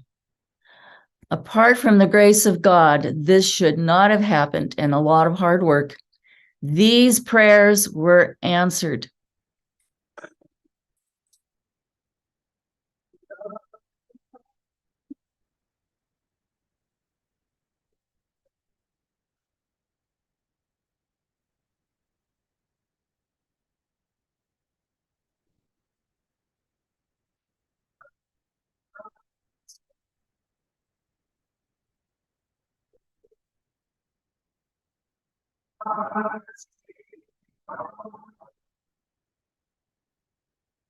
Now, I'll see if I can get this to progress. There. Okay. So we are pushing back big time, pushing back in the courts now. Parents are coming together across the aisles to take back their rights. Their rights for the schools to have to notify them if their children have gender incongruent at school. I hear a background sound. Okay, I hope everything's being heard. Okay. Detransitioners are suing the doctors who are harming their bodies. They're growing in numbers and making their voice heard. We're bringing down therapy bans. These court cases are working their way up towards the Supreme Court. We have one we're asking the Supreme Court to take now. We don't know yet if they'll take one this year. They have so many things to deal with in our current administration. But we feel confident that this court, when we get a therapy ban billed to them, they will end all these therapy bans in America. And I hope we think that will send a big message around the world. So with God's help, let's push back to victory. Thank you. Thank you so much, Dr. Laura Haynes. The children shall lead them. And I'm praying that is what will happen in Barbados, so that our children will be able to express their faith. And so I love the way you started. And I know that in Poland, when you saw the little clip of them, and I met you at the airport, what did you do? Show me the sign what you did, Dr. Haynes. The children are wonderful. What was the word? Wait, I'll get Period. it. Period. Yeah, that's it. Period. She said period because that's how the whole thing ended. It was so very cute. But thank you. Very inspirational for us parents watching this and realizing that in California it was a child, the children leading because of what happened to them. And thank you so much. At this time, I'm going to ask Susan Brown, who is a parent, and I'm hoping that her audio will be good. I just saw her on screen, so she can go ahead and unmute her microphone, and she's going to read a statement from Praise Academy to the media. This is our media statement. Go ahead, Susan. I'm sorry, I'm trying to. All right.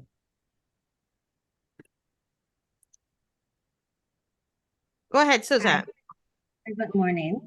It's a privilege to be here. I am thankful for all that we've been taught thus far. So let's get started. On Friday, October the 27th, Praise Academy of Dance Barbados submitted an excerpt of Speak Life in the Barbados National Independence Festival of Creative Arts, known as NIFCA, a national competition in Barbados for young artists, and the piece was disqualified, not on technical grounds, but solely on content. Speak Life is a theatrical production of a 15-year-old girl who struggles with her gender identity and finds her identity in God. The submission was written and expressed from a biblical worldview and based on biological science.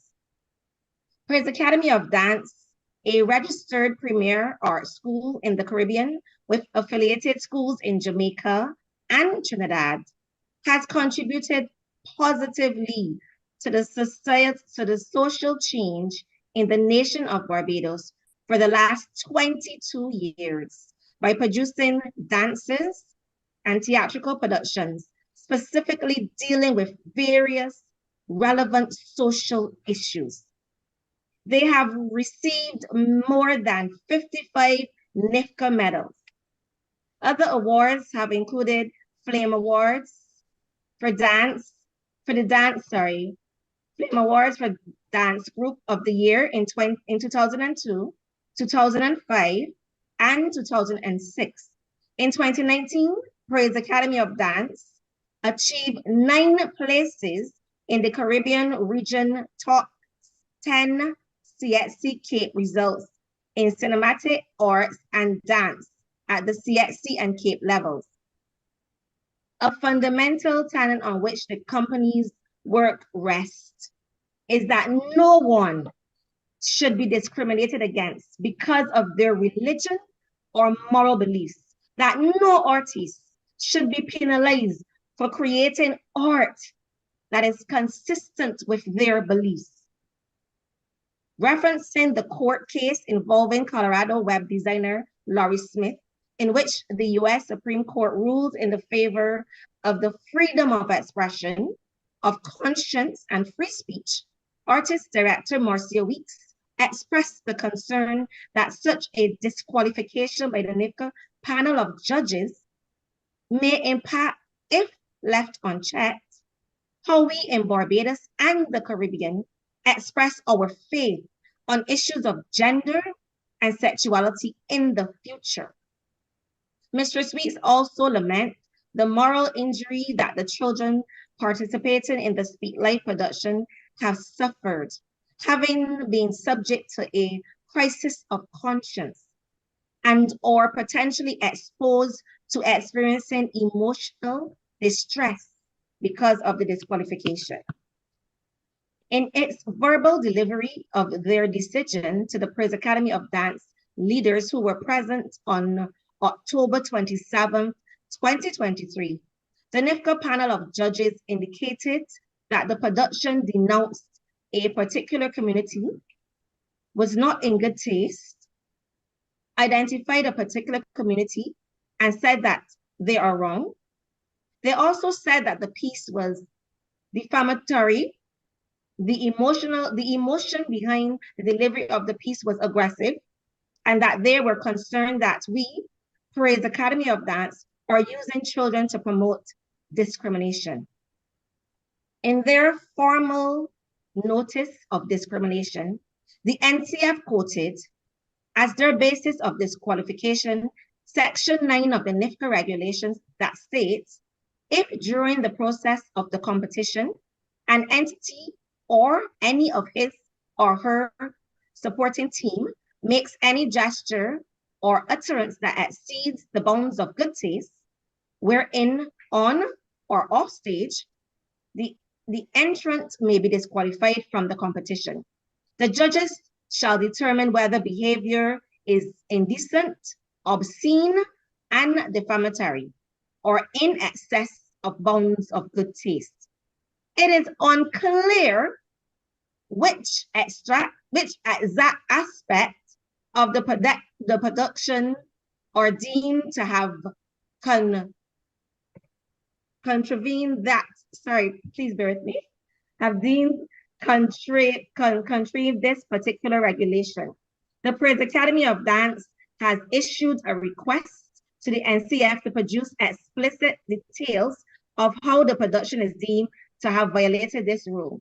Praise Academy of Dance, in alliance with Family Faith, Freedom Barbados, Watch Out My Children, the Spiritually Aware Group Inc., TT Response, and other organizations, including non-faith-based entities, call on the NCF and government to uphold and protect our unalienable rights of conscience and our constitutional guaranteed religious freedom so that our artists, persons, and organizations, regardless of faith, sexual preference, or religious persuasions, are able to freely exercise their fundamental rights of religion, speech, and conscience. Thank you. Thank you so much, Ms. Susan Brown, a parent of two of the children who was part of the production, Imari Brown and Sever Brown.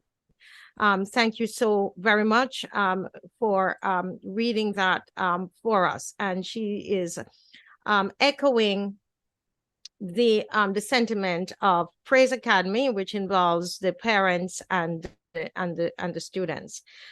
This time, I want to open the floor to any questions from the media that they might have for any of the panelists or presenters or for Praise Academy.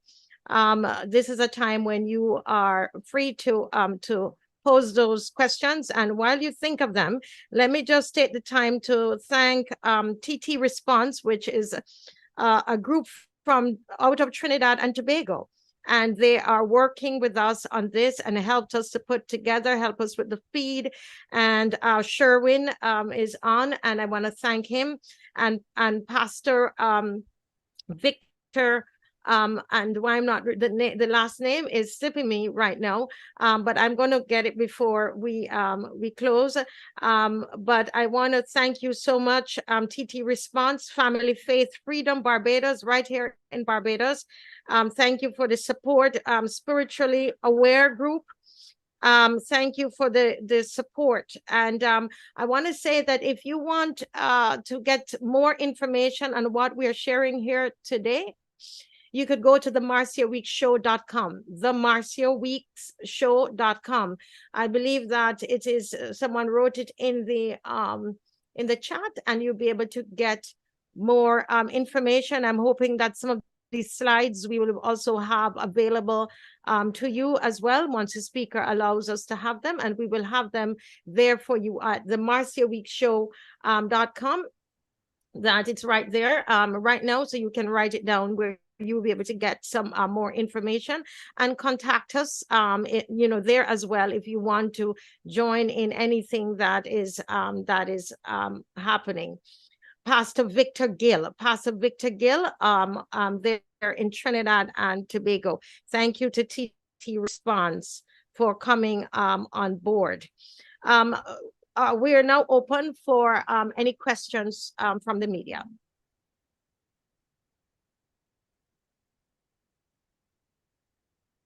Thank you, Sherry. Not media, but she says we're praying for you and your team in every way. Stay focused. Thank you.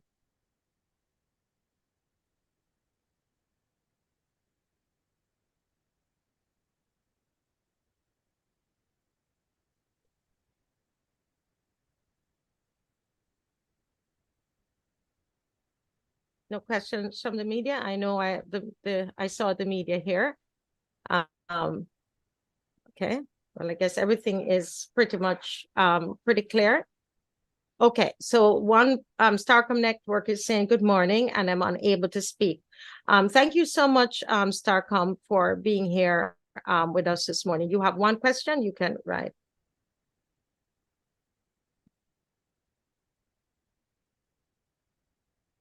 So I'm waiting on the question, and if there's anybody else from the media, if you can't speak and you want to write, you can go ahead. While we're waiting on the media to pose a question, Beverly Connolly is asking, what can we do as ministers to support this cause? And I don't know if Ms. Shirley Richards is still there and Dr. Haynes is still there. I know that Andrea would have gone because she's in the middle of a conference.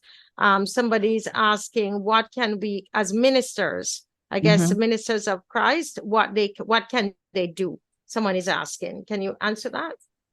Yes, go ahead, Dr. Haynes. Okay. I mentioned in my presentation a pastor who very bravely took the step of being the first one to speak out and to call other pastors to speak out. He has continued to be active, and gives some examples of what can be done. He has supported activists in his own church who are working in what's happening in the schools and really any issue that comes up that's of importance. He has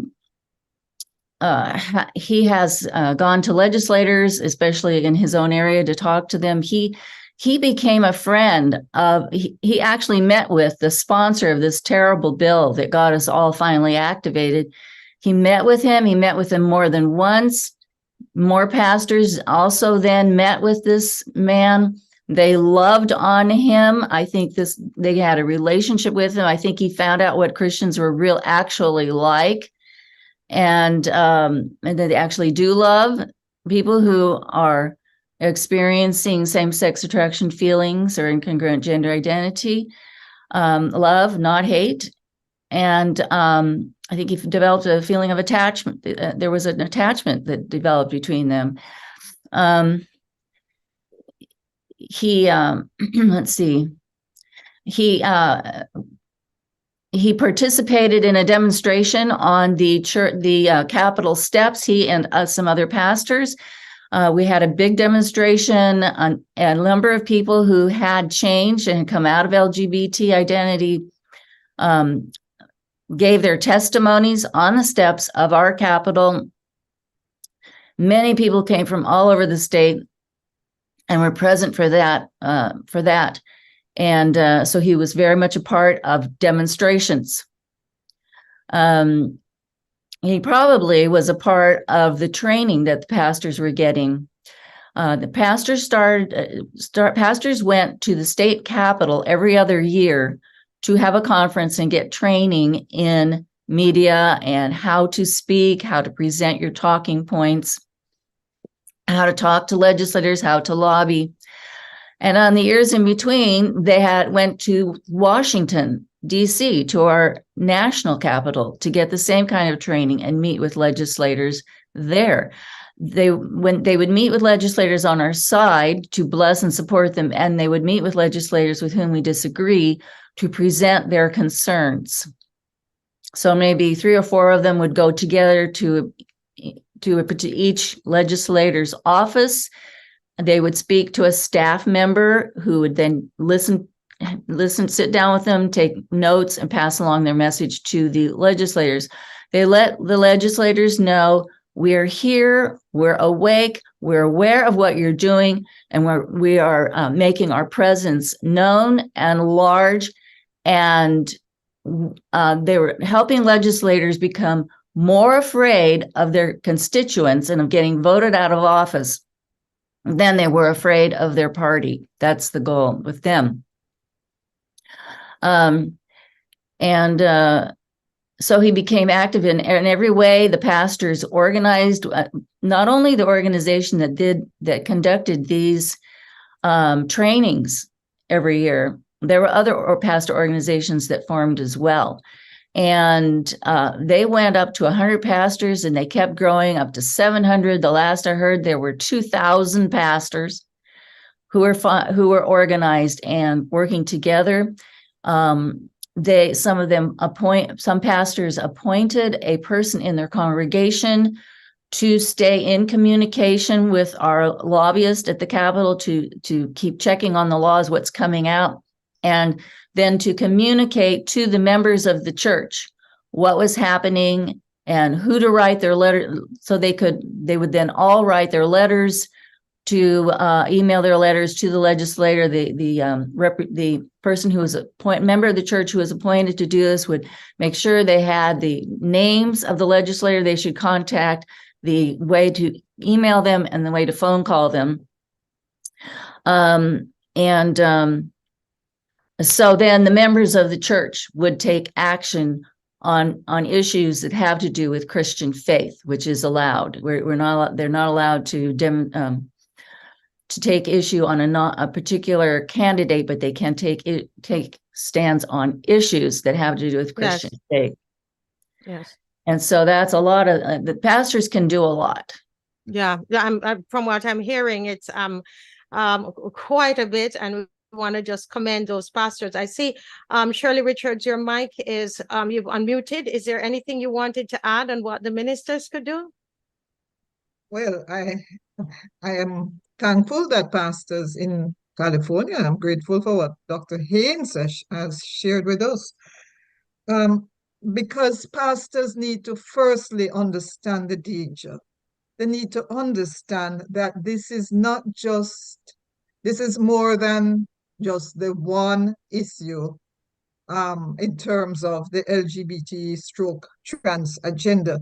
This is about the preaching of the gospel. This is about not offending anyone when you preach the gospel. So it's but it will spread to offending, to the possibility of being accused of offending others in your preaching because you have identified certain actions as being sinful. So the long aim of all of this, is really to muzzle the preaching of the gospel. And so it's essential for pastors to understand the danger and to also to band together, as has happened in California there, as Dr. Haynes has pointed out to us, and also to teach congregants. So the wider picture needs to be understood by pastors. If I may just go on to another question which I've seen in your chat. May I just address one or two things I've seen in your chat? Right. What can be done from a legal perspective? Well, now you're all in the process of having a new constitution. Would you want to make submissions that marriage should be defined in your constitution? What about the whole matter of male and female? Should those words be defined in your constitution? Sexual intercourse, so there are a number of things that can be done legally. What one could push legally. This is a moment, you have a moment to assist with the crafting of the document, which will preserve truth for generations to come. What type of arrangements does Barbados want to allow? What type of living arrangements? These are things that you need to think about, and so, as I said, this is an opportunity where you could push for truth to be enshrined in your constitution. Preservation of truth for future generations is essential. a country can lose truth, and we have to be aware of that. So, thank you. Thank you so much, Ms. Richards. Starcom Network, thank you for being here. And your question is, what's the way forward for the group, meaning Praise Academy of Dance? Well, what we are presently doing, the first thing we're doing is we are working with our children. A lot of them were left very confused. Because what they experienced was so different from what they were being taught at the academy, what their parents been teaching them, and what they would have been taught in Sunday school. So some of them are genuinely confused, and so we have been meeting with them. We had a meeting with everybody, and then some have called, and we are meeting one-on-one and just trying to get the home base strong again and focus on the children. We've also written the NCF, and we're going through the process of the arbitration at the NCF. That is what we're presently doing. Yeah. There's some. Let me see. Somebody said that I think the media wants to ask questions verbally. You're welcome, Starcom. But that they are not. The audio isn't. I think everybody's allowed now to open their microphones. Is that what I'm understanding? Yes. So you can go ahead and you can open up your microphone. Somebody wants to know, is there a way I can connect with the lawyers who presented? Email would be best. I'm a law student with an interest in religious liberty. Go ahead and message us. Go to the website, themarciaweekshow.com, and we'll be able to, that's the safest way and the quickest way we'll be able to provide you with all the necessary information to the marciaweekshow.com, and we will be able to do that. I'm just going through the chat for any, everyone can unmute. Just let me just answer any questions that might be in the chat. Just questions. I know there are comments that's there. Any other questions? I think that we've answered all the questions that were posed in the chat. If we can accommodate about, say, 2 more questions before we close. Is there anybody who has a question? Please open up your microphone and let's just be succinct in how we ask the question. Thank you so much.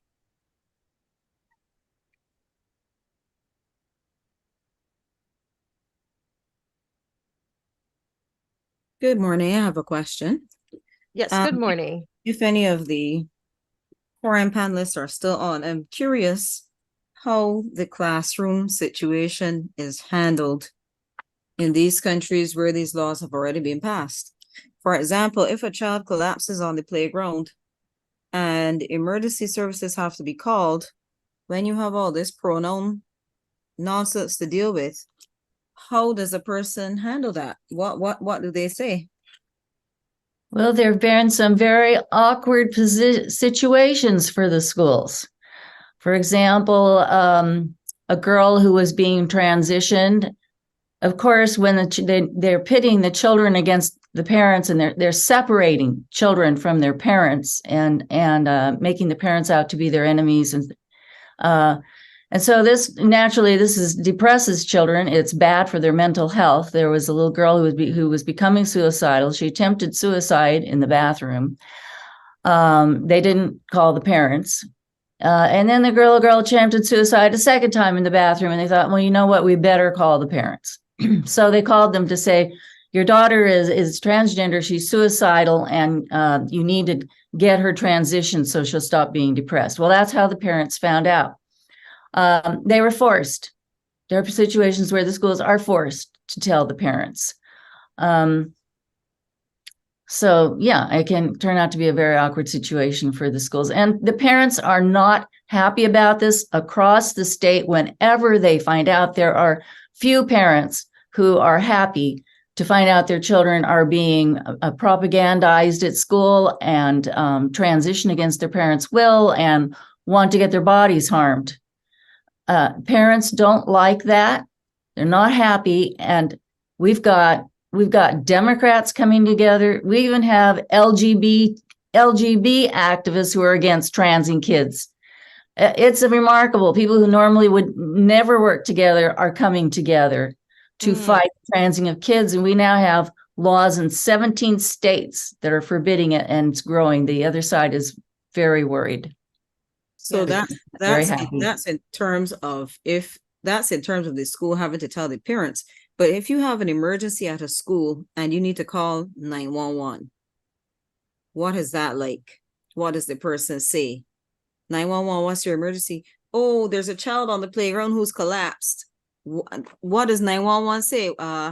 What's their gender, or like, is it a boy or is it a girl? Then what are they supposed to say? Oh, well, she identifies as a wolf. I don't know how that conversation goes. We don't know. But thank you so much. Dave, Davida Maynard Holligan is asking, what about demonstrations? And I want to put that to Shirley Richards, because, and I think the reason she might be asking that is because there are Christians who they're concerned about this, but they are not sure that Christians should be involved in demonstrations. You know, so I wanted to hear from Shirley, Miss Richards, who is in our, you know, she's in this region and understand that kind of thinking probably. Do you think that Christians, what about demonstrations? As Christians and pastors and those who love God, can we do demonstrations? I can't see why ever not. I can't see why ever not. We have had to do so many demonstrations here. The so-called pride flag goes up at the US Embassy or the Canadian Embassy or the EU's head office. We're so used to it that we don't even give it a second thought. I certainly think that all avenues, all peaceful avenues available to us as citizens, that we should take advantage of it. Paul himself said, I'm a Roman citizen. You ought not to be doing those things to me. So I certainly can't see, you know, it's so funny. We believe we have the way of life, or the way of life that leads to, that helps us to make a good life, the ways that help us to make a good life. And yet we are willing to sit back. Others do not have those qualms. Others are in your face with perversion, but we are willing to sit back in the convenience of our living rooms. Something is wrong with that. And so I would encourage people, I would encourage brethren who are hesitant to stand up and go out there and hold up a placard. I'd encourage them to rethink and just remember that it could be that if you don't do this now, in the future, you will be penalized. Right now, you can do that. Right now, you can stand up. Don't take it for granted that this is something you will always be able to do. You know, yeah, that's all I'm saying. It's a freedom which we have. We have to exercise our freedoms. If you don't exercise your freedoms, these freedoms will be taken away. Don't ever forget that. Freedoms have to be exercised, or else they're taken away. That's right. It's an opportunity to take the church outside the walls, its walls, and go out and speak to the world. Yes, thank you, Dr. Haynes. Someone is asking, can this group lobby governments? This is Nicholas Sykes. I'm not sure which country you're from. Actually, I'm going to ask if everybody could just say which island you're from. I know there's Jamaicans here, Trini's here, Anguilla, Barbados, of course. If you can just say which country you're logging on from. This person is asking, can this group lobby governments to prevent the dangerous intended takeover of nations by the WHO or the UN next year? I would put that to Dr. Haynes, because I know in the US you guys do a lot of lobbying, right? Yes. Okay. Can you say that question again, please? Can this group lobby governments to prevent the dangerous intended takeover of nations by the WHO or the UN next year? That's the question. Well, my understanding, which may not be perfect with regard to the UN, is that your government will have a vote as to whether to go along with what the UN is trying to do as a global takeover, as does our country. And we are lobbying our legislators not to allow our government to be signed on to that. I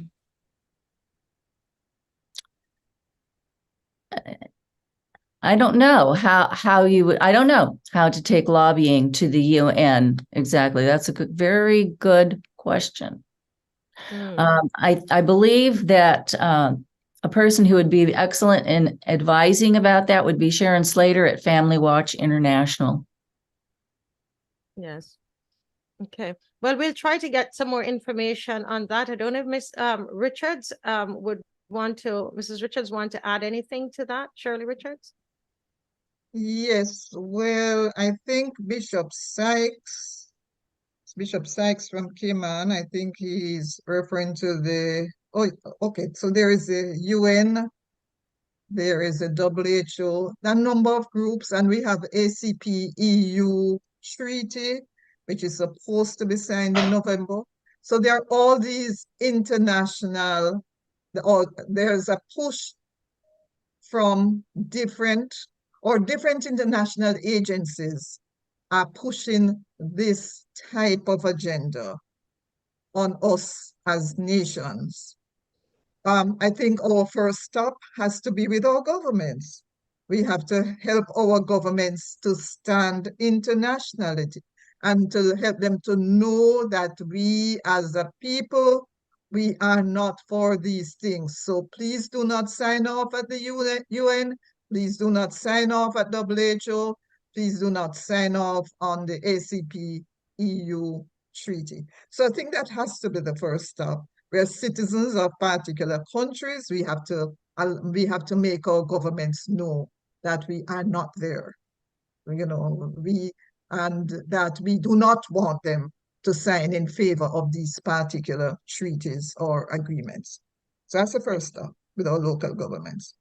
Local governments. Thank you so much. We're going to just take the two more really quick ones, and then we're going to end this session.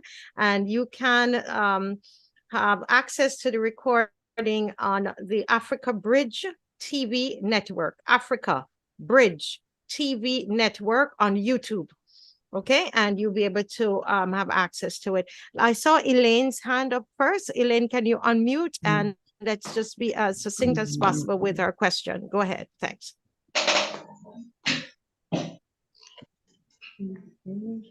Elaine? Not hearing. Okay, so let's go over to Dave and Davida Maynard Halligan, who was in Poland with us. Welcome, Davida. Hello, good morning to everyone, Barbados, the wider Caribbean. Special good morning to you, Dr. Laura Haynes. Lovely to see you. Good morning to Shirley Richards. Thank you so much for presenting, ladies, women of God, and thank you, Marcia and Dave, for your valor. My question is, especially going on the heels of the last thing that Miss Shirley Richards spoke, what can we do if we have already signed the conventions? Can we not now, having signed these conventions, putting reservations in our nations to say we don't want to go any further in certain areas of these conventions because they now mean things they didn't mean before? What are our options in terms of pushing back against the international lobbyists and treaties and so forth, particularly the treaties and conventions? Thank you. I certainly wish my colleague, Miss Philippa Davis, is here to take that question. That's a serious question in terms of international law. Firstly, so then I'm what here, really, Shirley. Are you hearing me? I'm hearing you. Okay, Philippa is here. Is that what But you, she said? you go ahead, Shirley, and I'll see if you need me to supplement. Could you ask Philippa Davies to take that question, please? I just saw her. Okay, let's see if we can locate her. Is that Black woman there Joy? you are. No, I'm speaking. I'm right here. Hi, Miss Weeks. Okay, all right, go right ahead. All right, so the question is, having signed, what can we do?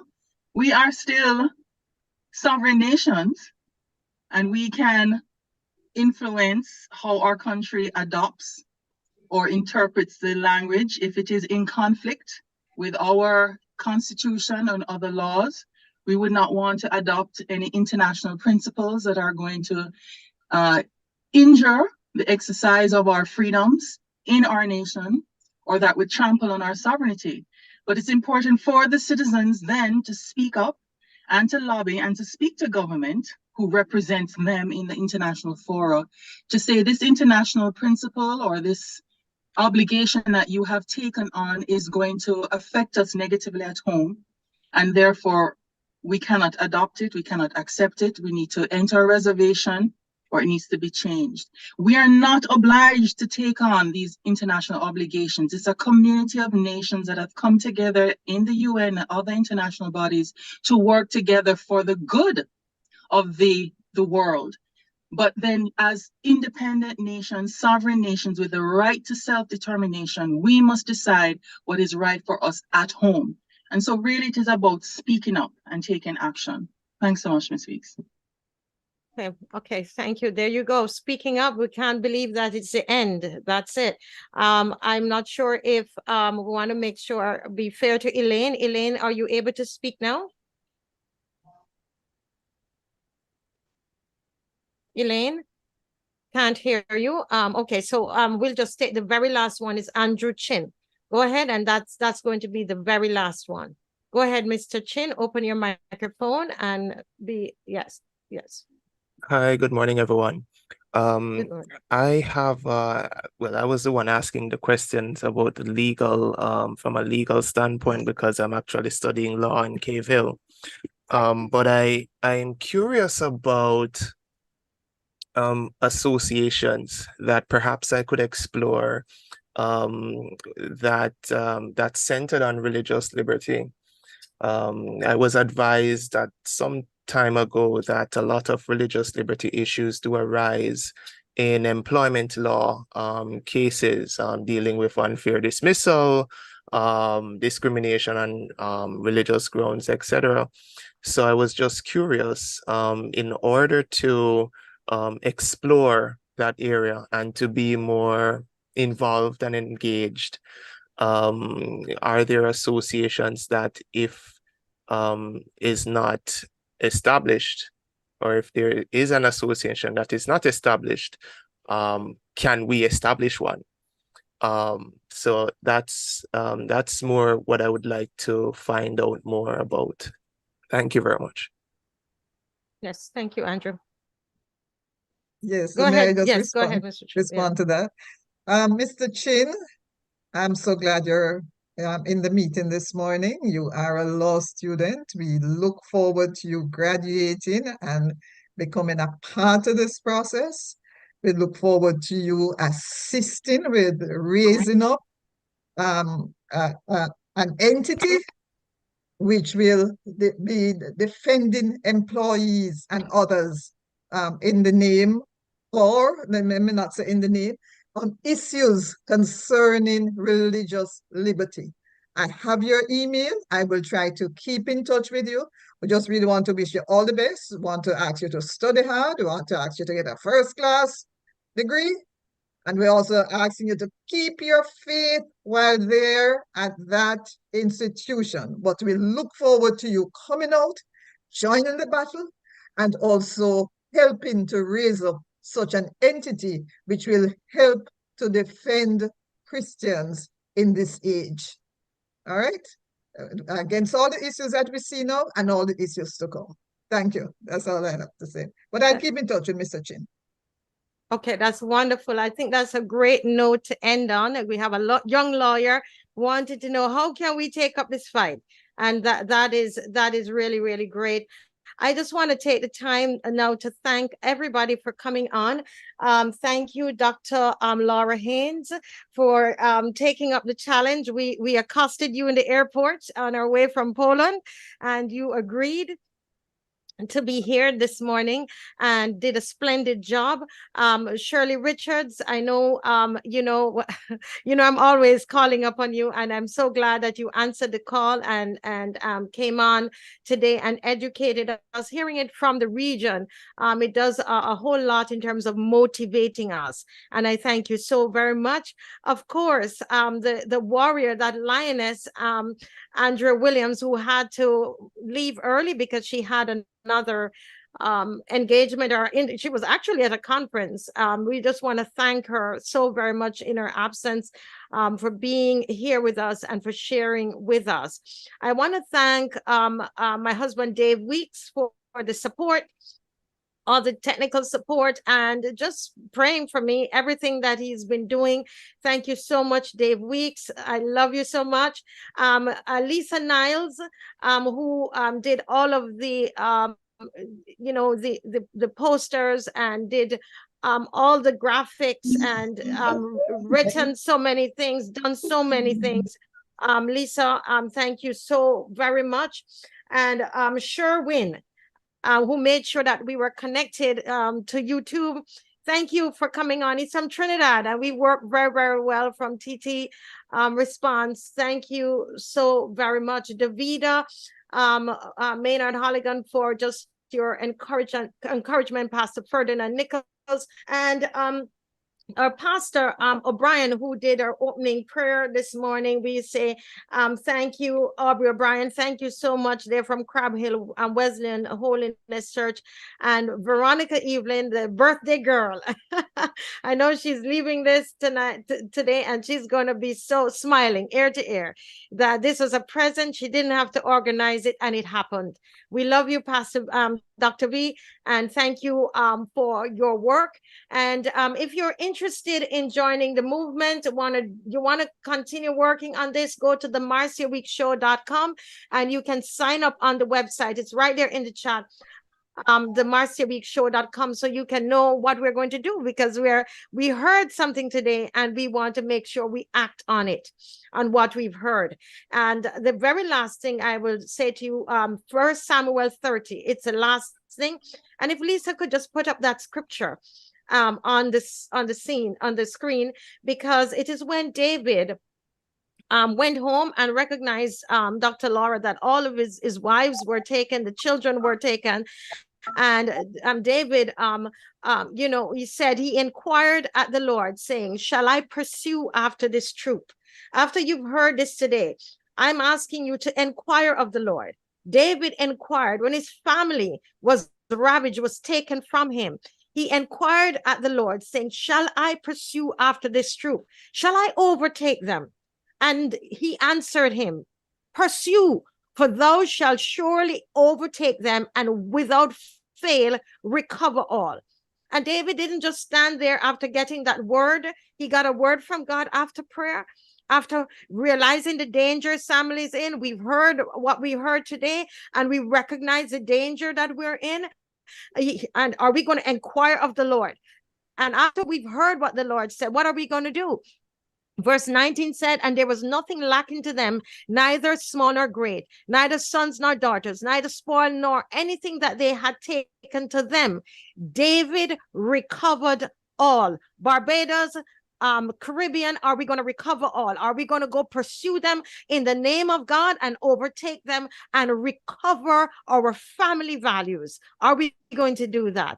Thank you so very much for joining. Check the marciaweekshow.com for more information. God bless you all. Have a good afternoon, Saturday afternoon. God bless you. Bye-bye. Bye-bye. Bye. Bye. Bye. Bye-bye.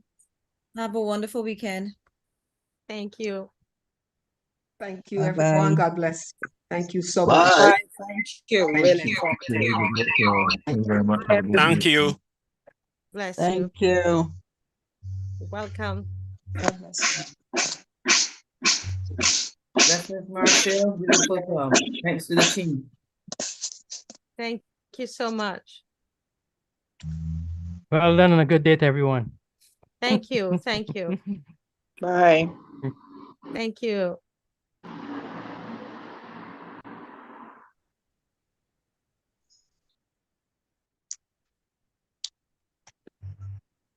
Thank you.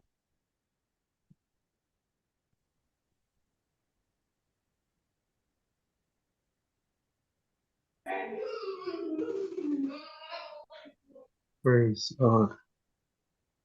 Thank you.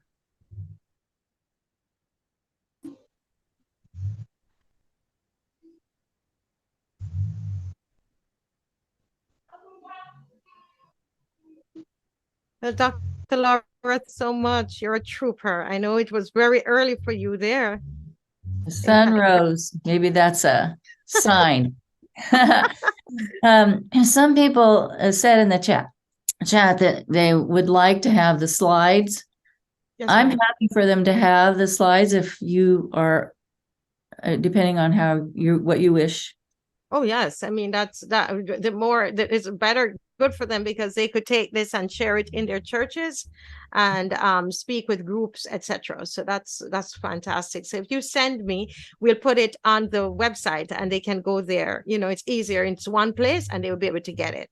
Fine. Okay, that's good.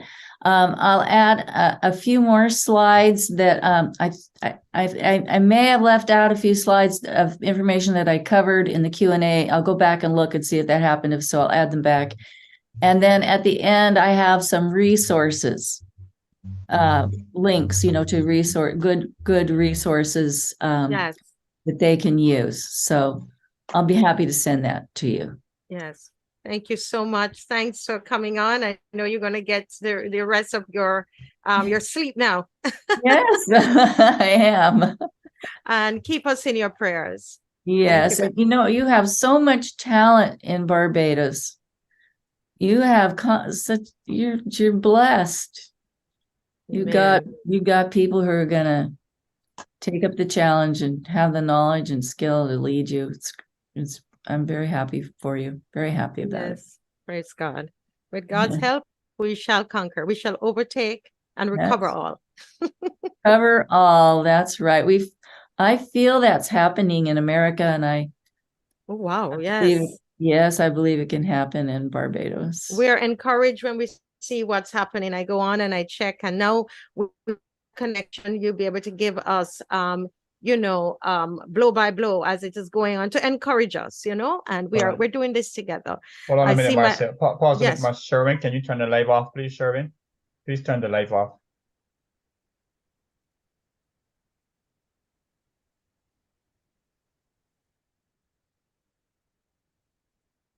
Okay, Sherwin, just hang on, because I see Pastor Ferdinand. I think he might have something to say to you, and we want to go off the live. No, that's fine. He can go off the live. That's fine. Okay. Hey, Sherwin, are you there? Sherwin? Hi. Who's there?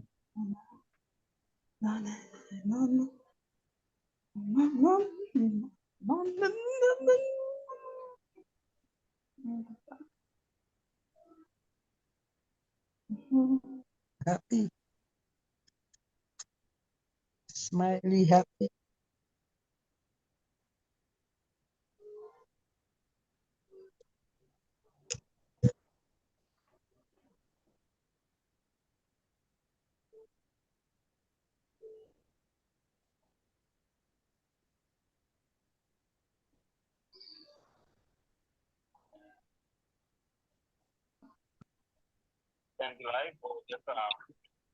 I see. Thank you You so gotta much. pass it. So what we will have to do, Lisa, can you just end the live, and then we will talk to Lisa, you have to become host again and end the live for us.